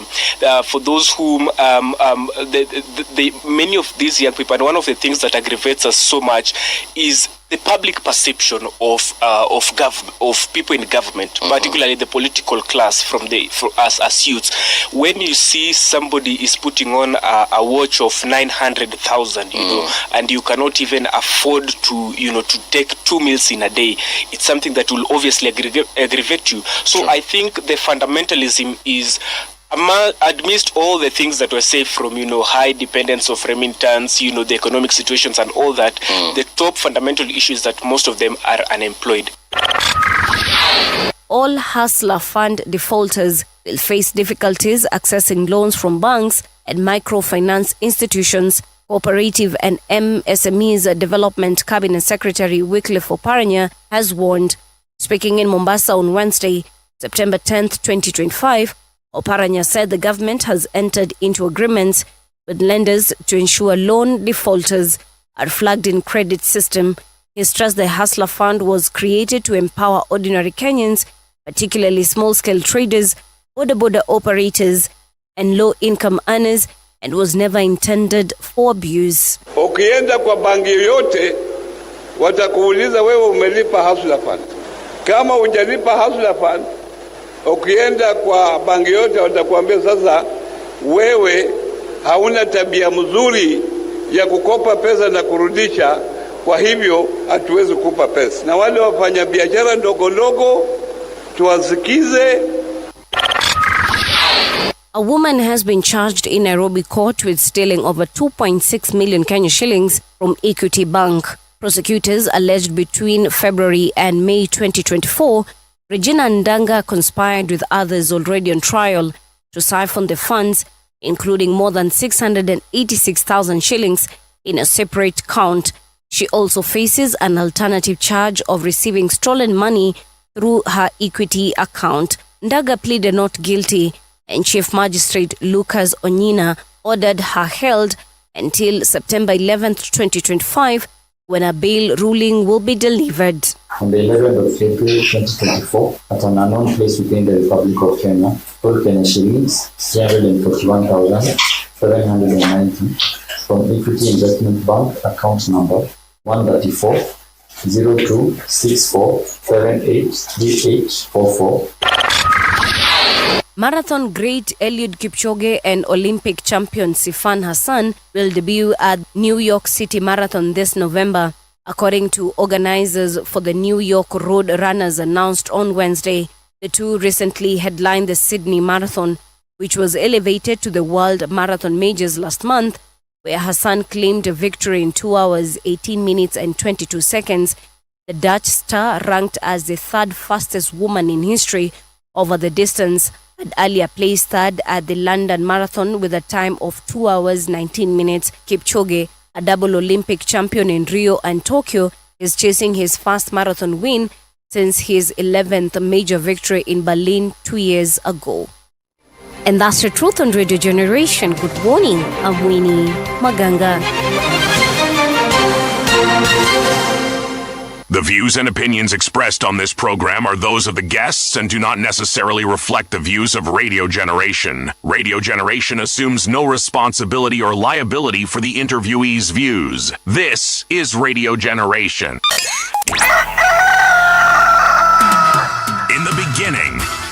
morning radio. But now there is Radio Generation's The People's Breakfast, curious and bold, getting facts from the shadows. That's what it is. Now, as the city wakes and secrets stir, a bright new voice shines. The People's Breakfast. Your morning, your voice, your journey. Good morning. Good morning, my neighbor. Welcome to the home of hard truths and bold insights, Radio Generation. 11 minutes past 9 o'clock. This is Radio Generation. My name is Mungana Mbuvi, and we've just had a very interesting conversation here with the MP for Homa Bay Town constituency. He's promised to be back here next week. Let's hope he keeps his promise, that we can have that and much more. Right now, though, in this particular hour, Siti Muga is in studio with me, and also joining us for a different conversation is Dr. Zara Mohammed Ahmed, radiation oncologist at HCG Center. That is Cancer Center. HCG Cancer Center. I hope I've said it correctly. Is it Ahmed, right? Yes, Ahmed. Okay. Did I say it correctly?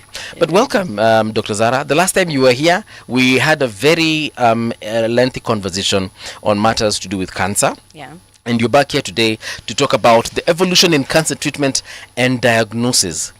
We also had a different conversation here a couple of days ago with what's the name of Dr. Miss Keller. He's a gyna, and he was talking about just how easy it is nowadays to treat cervical cancer if it is caught early in time, when it's still in its inception stage. And he spoke about the different methods that we can use to tackle cervical cancer, and that put a smile on my face, because I was thinking, so some of these things do not have to be a death sentence necessarily. Yeah. So welcome to Radio Generation once again. Thank you so much. Good morning. Yeah. Did you have breakfast? I had coffee. So I was going to ask them to bring a burger, but kama umeshakula umeshiba saa tuingie sasa tuanze kazi. Yes. Let's talk about the evolution in cancer treatment and diagnosis. What exactly do we mean by that? So I think it's just how far we've come, and the truth is we've come a long way. Previously, it was when we were talking about cancer care was a story of despair. But currently, it's a story of progress, innovation, and hope. We've really moved from where it was one type of treatment fits all, but now we have specialized, personalized treatment where we can treat each individual according to their own personalized, like genomics. Yeah. Genomics? Yes. That we're talking about genes here, right? Yes. Okay. So like before we go there, cancer treatment involves medical and radiation. Right. So for the medical and surgical also, so for the medical perspective, we have chemotherapy, targeted therapy, and immunotherapy.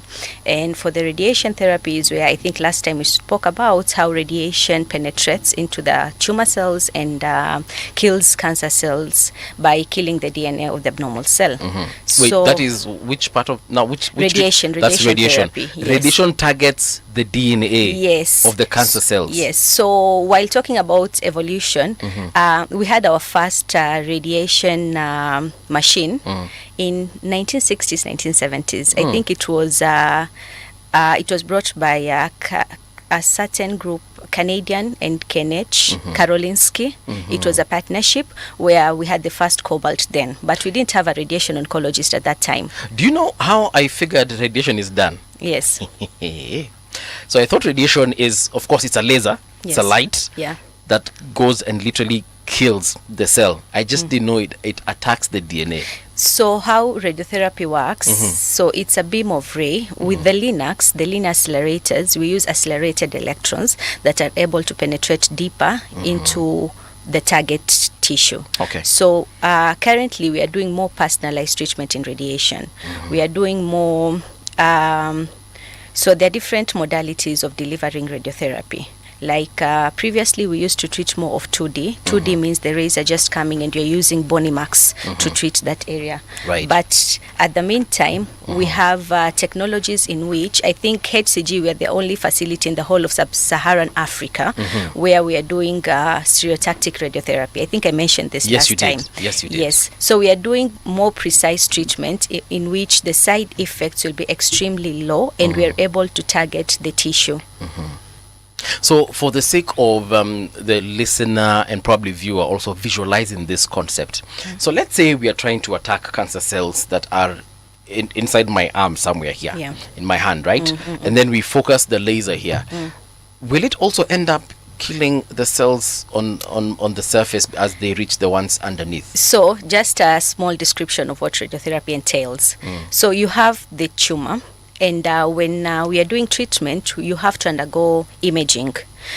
And part of evolution is diagnostic has really evolved over time. Currently, we have very like MRIs and PET scans where we are able to identify diseases at a very early stage. Even the ones that have spread, you can able to detect them very early. Okay. So once you have that tumor, with radiation, the radiation oncologist, after you have undergone imaging, will draw that tumor, and that will be the GTV, meaning the gross tumor volume.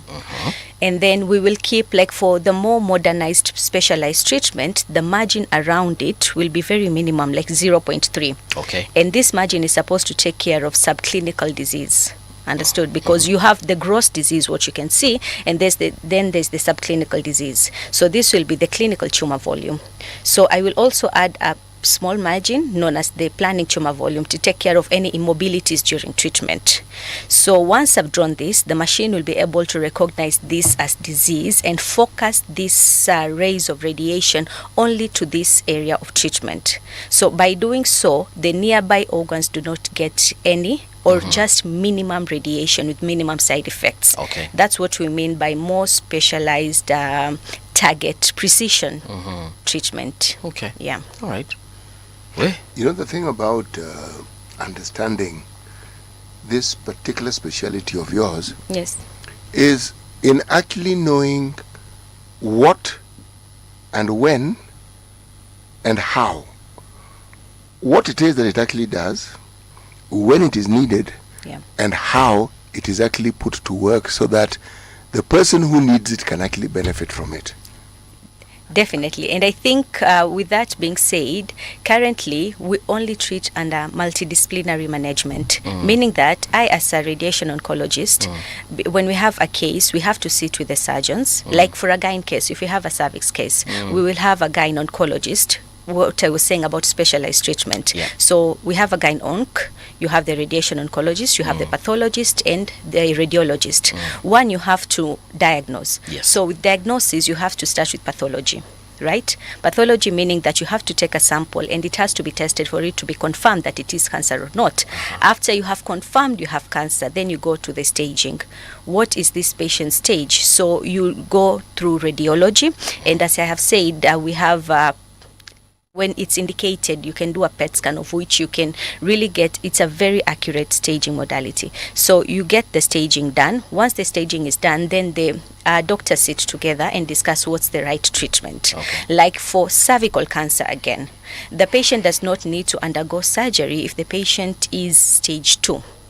Surgery is not a treatment of choice because this patient can undergo concomitant, meaning a combination of chemoradiotherapy with a curative intent. Understood? So once you sit with that gyne onc and understand that you discuss together, like, I don't think this is a surgical candidate because of this, this, and this. And okay, so we are going to give radiotherapy and I will give radiotherapy. This is the treatment that I will offer. So what I'm saying is multidisciplinary management is extremely important. It is not just my patient, it is our patient. Once we discuss together, we tend to offer more specialized care and the right treatment. But this multidisciplinary care is the ideal. Yes, we are really there, honestly. You are there, established. But is this what we see in other health facilities where such services are offered? Yes, I think any facility that has cancer specialized treatment, KNH, Mombasa, speak about it. They do have multidisciplinary discussions. Like right now, in the morning, you have tumor boards, and every day there's a tumor board for a certain speciality. What's a tumor board? Tumor board is where all the doctors sit together. That's the multidisciplinary team. So all the doctors sit together and discuss this topic, and we offer the best treatment approach possible for this patient. Oh, so this is something that is discussed at the hospital level? Yes, we also have virtual presentations. Okay. Yeah. So there's a question I have. My mother had this ampullary cancer, and Yes. it was treated back in 2021, Yes. I think. And she did surgery, wakatoa kila kitu. Okay. Then she still went for chemo. Okay. Why was the chemo necessary if the tumor had been removed? So you see, let me explain something simple. There is a concept of pathological complete response. Your mother got chemo as part of adjuvant after surgery. Okay. So how do we treat cancer? We treat cancer based on research and data. Okay, we just don't say that this is the best treatment approach. And coming to the available data and the available recommendations, I think us as a continent, not even Kenya, we need to have our own data. All right. That being said, like we depend on clinical trials, of which almost all of them, I was presenting on metastatic breast cancer, best of ASCO Africa. And while making the presentation, I found out that the clinical trials that were set in, that were presented in the 2025 ASCO, all of them, or just 2, had 3 centers in Africa involved in those trials. And all of these centers were from South Africa. So you sit and ask yourself, like, does this data reflect our own genomics? Because we have different genomic profiles. True. We learn that this is the risk factor for development of this type of cancer. But what we see in the clinic is totally different. We have a huge, right now we have a huge flow of breast cancers and colorectal cancers in very young individuals, 30s, and they have extremely aggressive tumors. But what is driving these tumors? You understand? In Western countries, the data that we depend on, their genomics is different. So I think coming to us as a continent, we need to have research of our own people. We need to find our own genomics, our own risk factors, so that we can be able to tailor treatment according to our people's factors. Yeah. And do we do this, or are there attempts to do this? I think there are attempts. We've started. There are centers running huge clinical trials. So we are starting. The clinical trials are starting, and I think it's something that we need to preach so that we can get there. So essentially research into this particular area is ongoing. Yes, and we need to do more. Is it, okay, I was going to ask, is it research that is set to grow? Because if it's there, we understand it. Yeah. And given the diversity of cancers that we have, one research cannot be the beginning and end all of all research on cancer. Yeah. Yes. Yeah. So now, the institutions you speak of, are they our universities? We have, yes, we have clinical trials ongoing in Kenyatta. I know they share with us. And I think more trials are upcoming, and they should upcome. None in Aga Khan? There are several. Yes. But, okay, now, they should not just be in these big centers. Like, we should have several clinical trials throughout the country. Ideally, that should be the case. But I am more concerned about, and why I'm asking specifically, because I know the University of Nairobi, because of the partnership there with Kenyatta National Hospital, you're likely to have it. Moi referral, you're likely to have it. Maybe Jaramogi Oginga Odinga may have it. These are centers that are already accustomed and tuned to medical research or biomedical research. They understand research. Now, this would be new. Now, if one finds research already present in these institutions, then we could say we are building a prevalence of these research processes, and they could grow. Because these are people who have been known to do these things. Yeah. And then I would ask, do we see it being done in Kemri? Because Yes, we do have. I think we've started, and we have a long way to go. But it's an initiative, and we have so many people who are willing. And let this research being done. At least let it start with us understanding our own biology, why we are having these prevalences of these types of cancers before being involved in those phase 3 trials.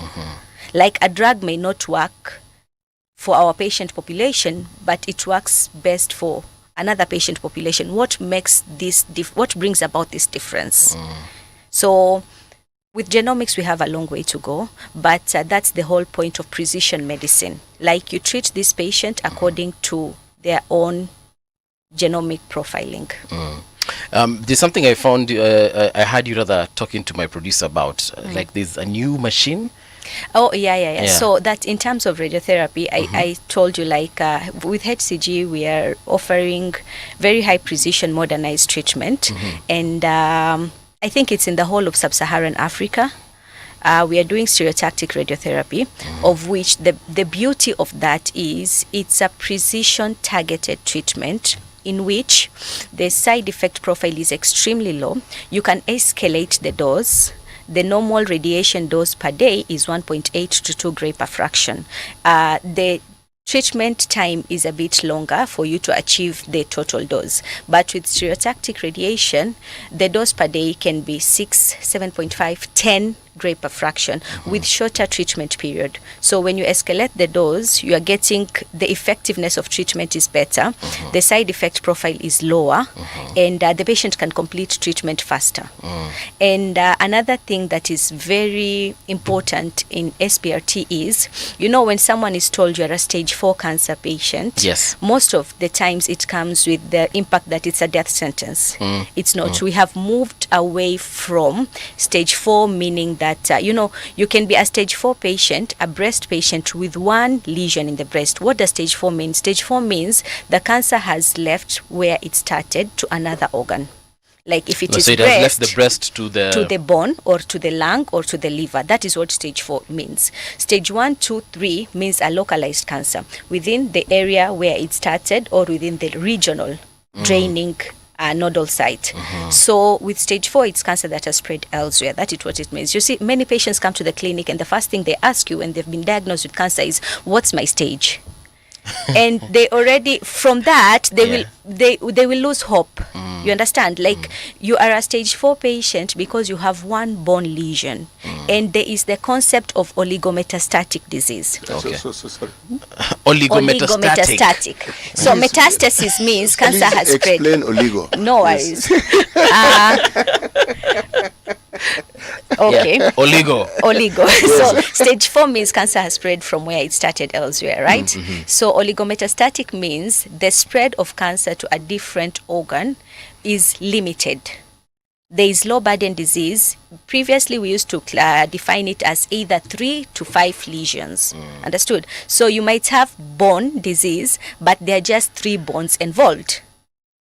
So there is data currently that when we treat these areas, we have a survival benefit, even though this patient is stage 4 patient. Okay. And it's not only the bones, and also brain, liver. Even the brain. Even the brain. Like you may have a breast cancer patient with disease that has spread to the brain. Yeah. According to the location, surgery is possible if it's one lesion, or you can even give radiotherapy. Either or in combination, depending on the location, depending on the size. So the disease might have spread from where it started, but it's not a death sentence. Treating this metastatic lesion when the burden is low, that is the whole concept of oligo, can give you a survival benefit. Dr. Have you treated anyone with a stage 4 cancer and Yes. they have survived or probably even cured completely of cancer? Let me tell you, breast patients do very well, especially a patient who has like limited bone disease, 1 to 3 lesions. You can do stereotactic radiotherapy. I think I have an ongoing patient with Right. a lung lesion. So we are treating that single lung lesion because the patient only has a single lung lesion. So we are treating that lung lesion with stereotactic radiotherapy. The patient is just getting 5 sessions, and then we discussed what more the patient will be able to be When you're getting. saying only 5 sessions, Yes. meaning you could have more. Meaning that the normal radiotherapy course goes for, depending on the primary, like for head and neck, it goes for 33 to 35 sessions. Over It's what period of around time? 7 weeks, Monday to Friday daily treatment. Yes. Wow. For breast, it's 15 sessions. And how long does one treatment session? One treatment takes around 10 minutes with the more modernized machines. Oh. Yes, it takes about 10 minutes. But I think for our facility, you'll be given a time, like your time is from 2 to 3. And then 5 patients are booked within that time, and then you'll be treated. But the treatment on the machine is approximately, we 10 give minutes. it around 10 minutes. Yes. So what we are saying is every day, for how many days? For 7 days? 7 days a week? 5 5 days a week. So Monday to Friday. Yes. I come for 10 minutes. Yes. For You- 7 weeks. Yes. Mhm. Treatment for that time for a period of 7 weeks. That is head and neck. Different areas have different periods of treatment. Yeah. So, like, let's talk about prostate. Prostate conventional radiotherapy takes 38 sessions. 38 sessions will be around the same time, So right? 10 minutes each. Yes, around 38 7 times. weeks. But with stereotactic radiotherapy, for the patients who are eligible of getting SBRT for the prostate, we treat them for 5 days. Because the dose per fraction is high. You understand? So you can achieve that, the biological effective dose, within 5 days only. Okay. What is... No, please. What are the side effects of this? Because I remember you said it's you'll get treated for a shorter period of time. You'll get a higher dose, and the side effects are Extremely minimal. Yeah. One of the why patients get we have to understand why patients get side effects from radiotherapy. The whole point is when you're treating an area, like for example, when you're treating the prostate, there are nearby organs at risk. Yes. The bladder is in front, the rectum is behind, you have the femoral heads on the sides. Anything that surrounds where you are treating is an organ at risk, meaning that it may get a portion of the radiation you're delivering. All right. Now, with a more conformal treatment, you are only focusing the radiation to the area of treatment. Let me give you, like I just said, when you have contoured your GTV, the gross tumor volume, you have to add a margin for subclinical disease, right? Because of the conformality of stereotactic radiotherapy, the margin is just 0.3. But the margin for 3D used to be about 1 centimeter. Yes, so you understand when it's 1 centimeter, the dose to these other nearby organs will Yeah. at least be receiving a higher dose. So the whole concept of giving high precision radiation is that you are sparing these surrounding organs. Like if you're treating the breast, the lungs, the heart, the contralateral breast, all these areas are organs at risk. So you have to deliver your radiation in such a conformality that you are sure the dose prescribed goes exactly to where you have contoured or delineated, and the nearby organs at risk get minimum doses so that this patient does not have the side effects. Yes. all right. From everything you're saying, we are actually beginning to win this war. We are. Cancer is not a death sentence.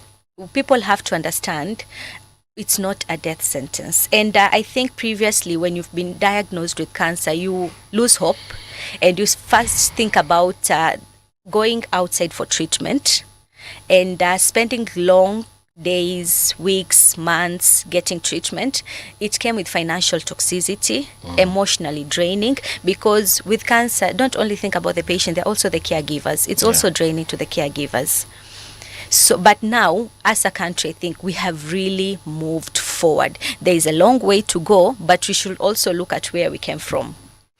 Let's look at the indicators of the success we're talking about. Once upon a time, it was assumed that if you wanted advanced treatment on something like cancer, you need to go to South Africa.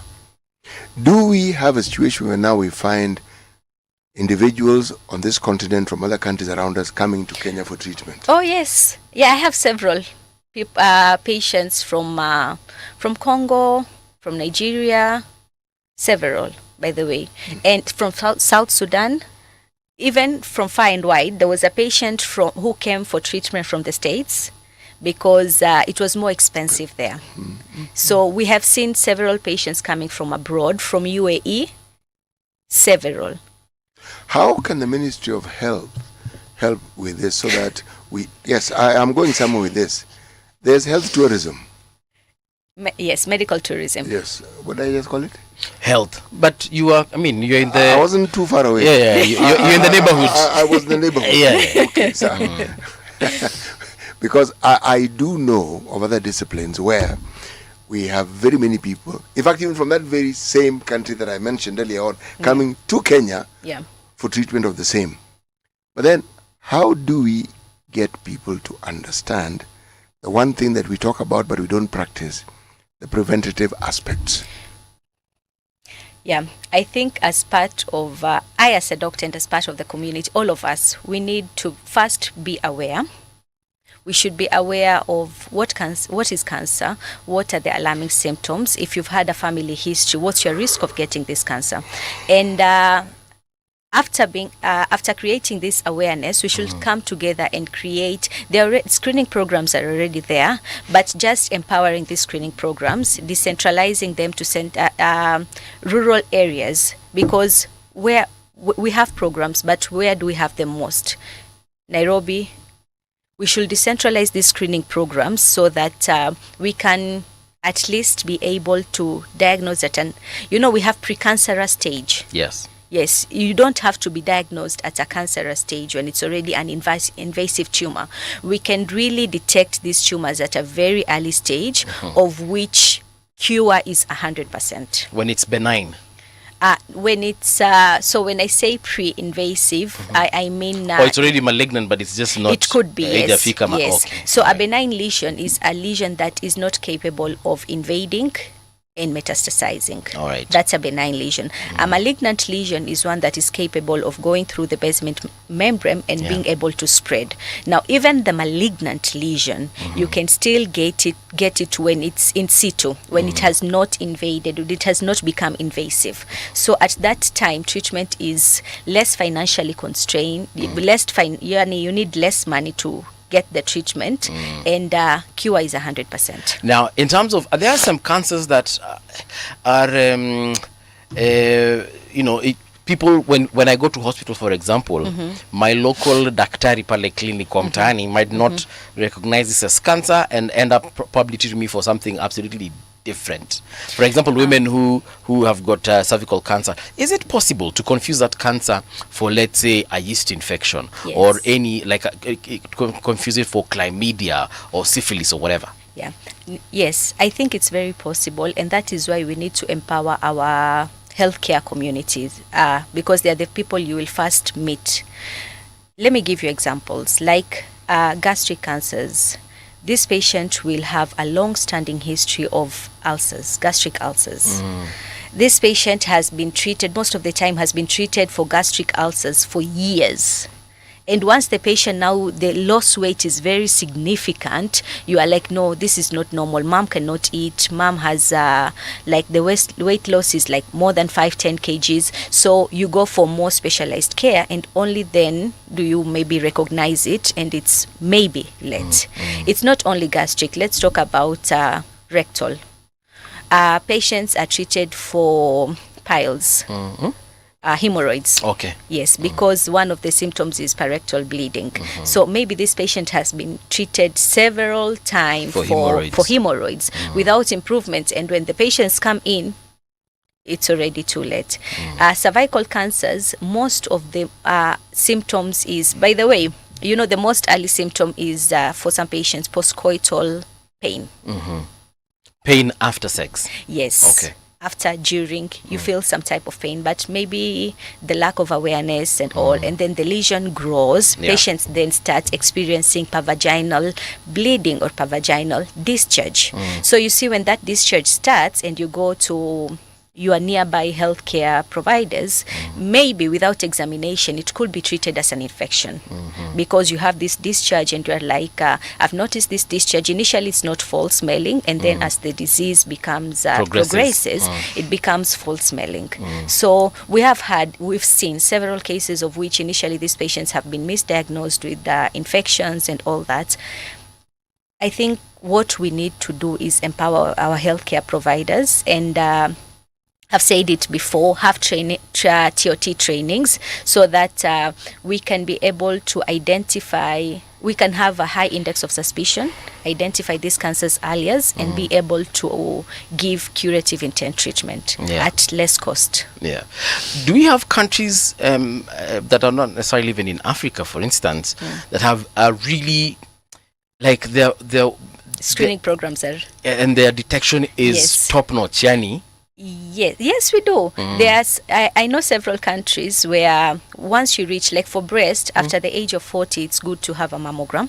So like once you reach 40, you are hospital, the one you are assigned to, gives you a call to remind you that this month we are scheduling your mammogram. Kindly arrange yourself. You see, because us, by the way, doctors have a very poor health-seeking behavior. Yes, as medical practitioners yes, yourselves. as medical practitioners ourselves. And generally, mganga hajigangi. I don't know why is that. Lakini hao wanajiganga. I don't know why is that. No, we are going to be better. No, I really need to understand why. Why is it? Oh, you're actually waiting for an answer. I am waiting for an No, answer. we are becoming better. I think we are participating in the screening activities and all. But generally, we, even as a country, I think we don't have those high numbers of people going for screening. You understand? Yeah. But if maybe the government can come in, and the hospital you are assigned to, you can be reminded about these screening times, which will force patients to go to hospital. There's a small problem here when it comes to healthcare seeking behavior. So long as we attach it to a cost, there will always be the balancing between whether people eat at home, or children go to school, and if I'm in pain, I will gauge, is this pain excruciating? If it's just ordinary pain, if I can take paracetamol, I will I'm okay. self-medicate. Yeah. True. Okay. There are months of which we have free screening programs, and I think these are the times that people really come out in high numbers, and to your surprise, you will really get, especially men. By the way, I mentioned this last time because, like for prostate, you can do a simple PSA test, right? PSA, prostate-specific antigen. It's a tumor marker. He's laughing. So that means you take a drop of my blood? Yes, we take a blood sample and then we measure the levels. I said it before, the normal level is 0 to 4. So any high level is a suspicion and will warrant further investigation. Okay. Yeah. Doc, let me ask you this, because I feel like the way we are forced to file taxes whether we like it or not, and it's a good thing, right? Yeah. So whereby you know by 30th of June you need to have filed your taxes. Is it possible that we introduce these kinds of laws in this country whereby after every 2 to 3 years, I don't know the amount of time we need to consider this, but like you need to go for screening? Nothing is impossible. We put it in policies. Yeah, we put it in law. Yeah. Na hii si tafadhali. It's not at your request that we're asking, you need to go. No, we make it law that by this time, every 30th of June, like we do KRA returns, after every 2 years, you need to go for screening. For men, tuende hiyo tukafanyiwa PSA and other kinds of screenings. Yeah, I think it is possible. Nothing is impossible. We just identify the high risk population and the most common malignancies, because you can't screen for everything, and there are some tumors of which even with screening there's a lead time bias. You understand? So it's very possible, but policies. Policies and a lot has to be kept in. Even with policies. Yeah. Let me repeat. If you're talking about healthcare seeking behavior, it goes beyond just wanting to be healthy. So I think what he's saying is for it to be compulsory, and it's not financially, you don't need to pay. Even if it is, he gave the example of KRA. Right. Yeah. How many people do you know of in that WhatsApp group that you belong to who actually file their taxes on time? My friends are all law-abiding citizens, so every one of them does their file return. See, Daktari is laughing because she knows it's a lie. No, because I do find my taxes in return. KRA, please don't come for me. No, it is his friend that I'm referring to. Maybe everyone I know is a law-abiding citizen. But, and also, for example, if I go to hospital today, to have checked, to be checked for whatever thing, whether I've gone there and I'm telling my doctor I have a migraine, is it possible to just have that included as we check movies migraine? Can we also confirm that his prostate is okay? I think there are some facilities, they have packages, like screening packages, of which you can have several tests done according to which one you choose. But it's very possible for us to also have that in our government facilities. Yeah.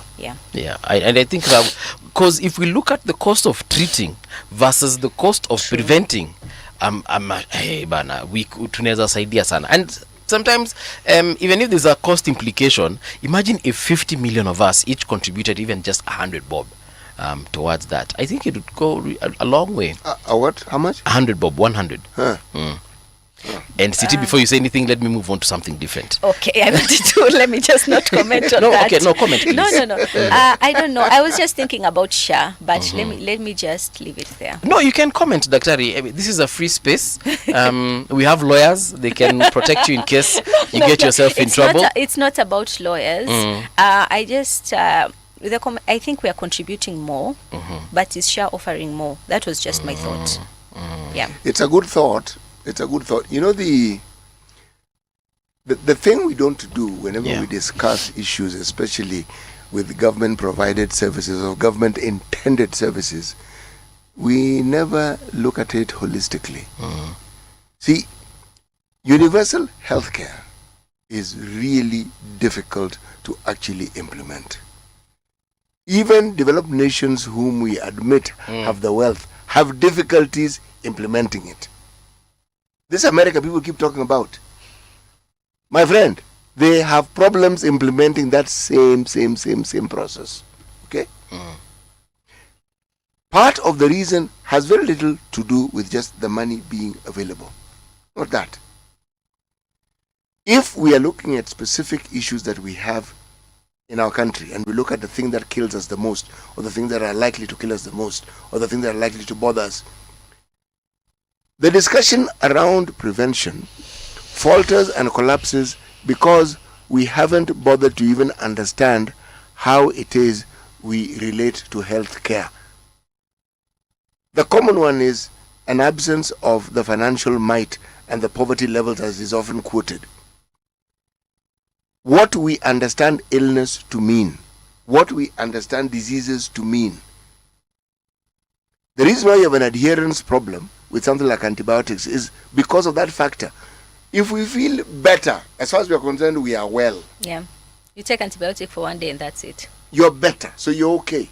Now, all these things, when they are understood, then even this story of the preventative aspect of healthcare, it'll be infinitely easier because it's something that people will have comprehended and internalized. But so long as we're juggling all these things that seem to be competing for our attention, healthcare, unfortunately, is not number 1, 2, or 3. Yeah, it is not. Sure. So, as he was saying that, in my head, I was just trying to understand our habits also from a very young age, because we also see how our parents do things. They have a medicine cabinet where they have antihistamines, painkillers, and PPIs for ulcers. Exactly. Yeah. So every time someone sneezes, hey, unapatiwa hapo antihistamines. Pop. Yep. So even me, I grew up knowing the moment I feel like I'm getting a cold, I take antihistamines. Yeah. And that culture, unfortunately, has been inculcated in us. And now by the time, and even kwanza for men, it's even worse.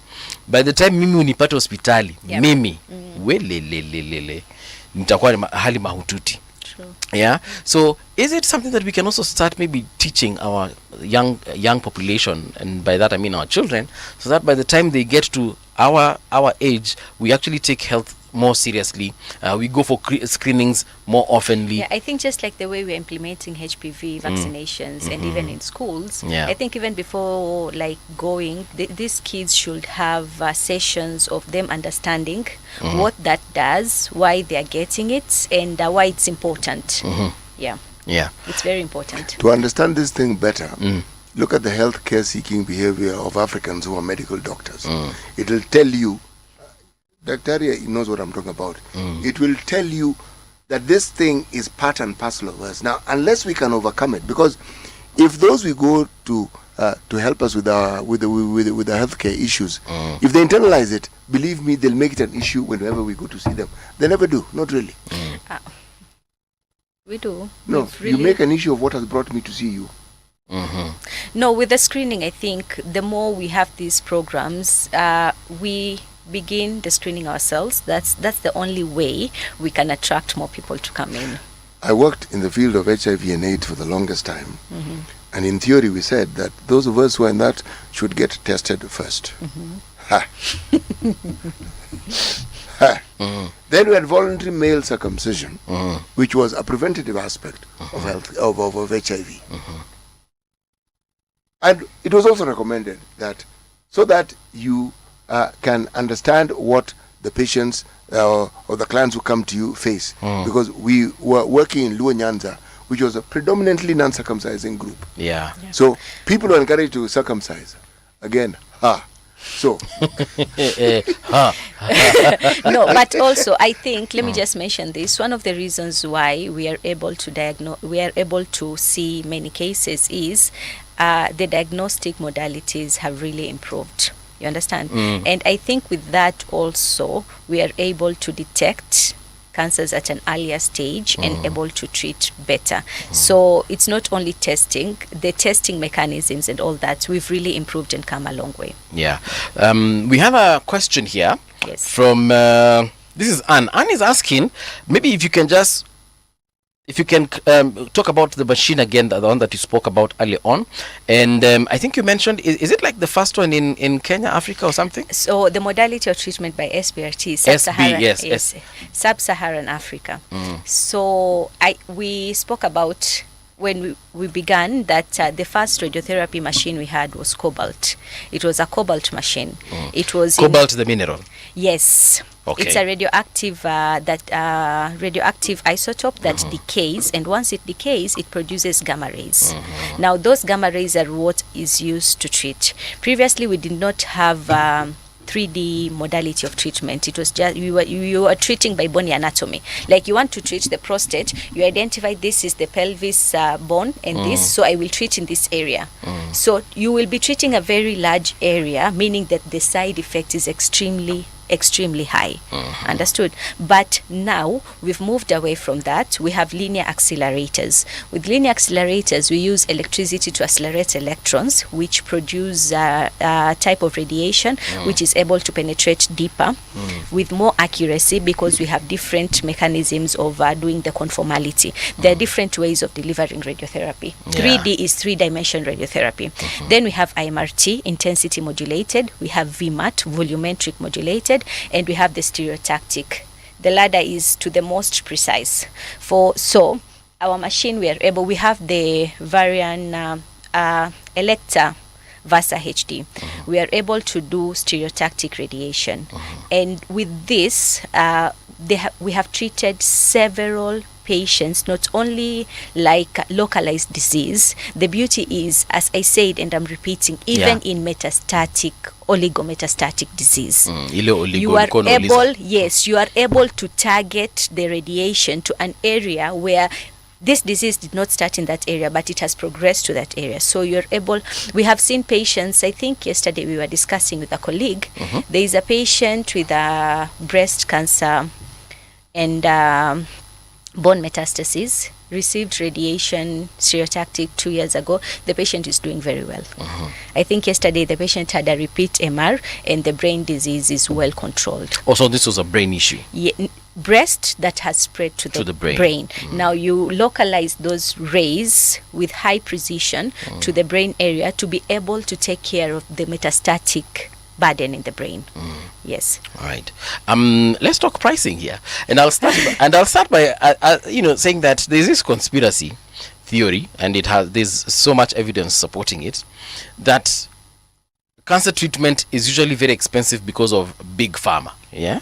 Okay. Or is it big medicine, where like it's becoming expensive because even the control of medicine, control of equipment that is used to treat cancer is being done by a very, small, let me call it cartel. It's like an international cartel that decides this cancer medicine is going to be sold at $1,000 per pill. Is that something we're seeing, or is it a genuine situation whereby medical research into cancer and the production of medicine and equipment is actually very expensive? Okay, so I think also there's progress in that. What I mean is, when I first joined oncology, there were some medications that were very expensive, and with time the prices have really come down. With cancer treatment currently, as I said, it's not one treatment fits all. It's not like all patients have to receive chemotherapy, because when you tell a patient you have to get chemo, there's also that concept of, now this is the end of me. I'm going to have all these types of side effects and they'll be intolerable and I'll not be able to survive. And even the quality of life will will go down. But we have moved to targeted treatment. So for this targeted treatment, and mentioning this again, like, let me give a very good example. For breast cancer, you can't treat without knowing the biology of the tumor. The biology of the tumor means you have to do the hormonal markers, and there is a marker known as HER2. There are 3 markers you have to do on that breast tissue. Only once you have those results, you will be able to know which treatment this patient is going to benefit from. Like, if your HER2 is positive, HER2 is like a marker on the cell membrane, of which it acts as a car accelerator. If it is positive, that cell will continuously grow. Even if you give chemo, when you don't give the targeted to keep that accelerator off, it will still continue to grow. So if for a patient, if for example a patient has this positive, you have to give targeted treatment for this. You have to, for you to achieve an excellent response. And this patient has to get this even before going for surgery. You get this treatment, specialized treatment, according to your tumor biology. The best outcome is if you have a pathological complete response. The meaning of pathological complete response is, we've identified you have a 5-centimeter lesion. We are giving you treatment so that we can liquidify all this disease and the disease disappears before you go for surgery. And then once you go for surgery, the surgery is done at, not all patients get mastectomies. According to the indication, we can do a breast conserving surgery. The surgery is done where lumpectomy is done to where the tumor was. And microscopically, once the pathologist has a look at it, there is no disease found. These patients have an excellent survival and disease-free survival benefit because you gave treatment before surgery.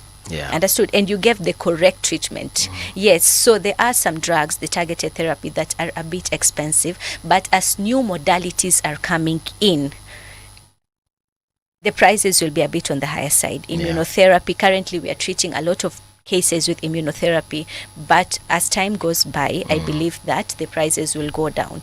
And let me just mention, NHIF was doing an excellent job because patients used to get at least 600,000 per year, and the spouse was also getting the same.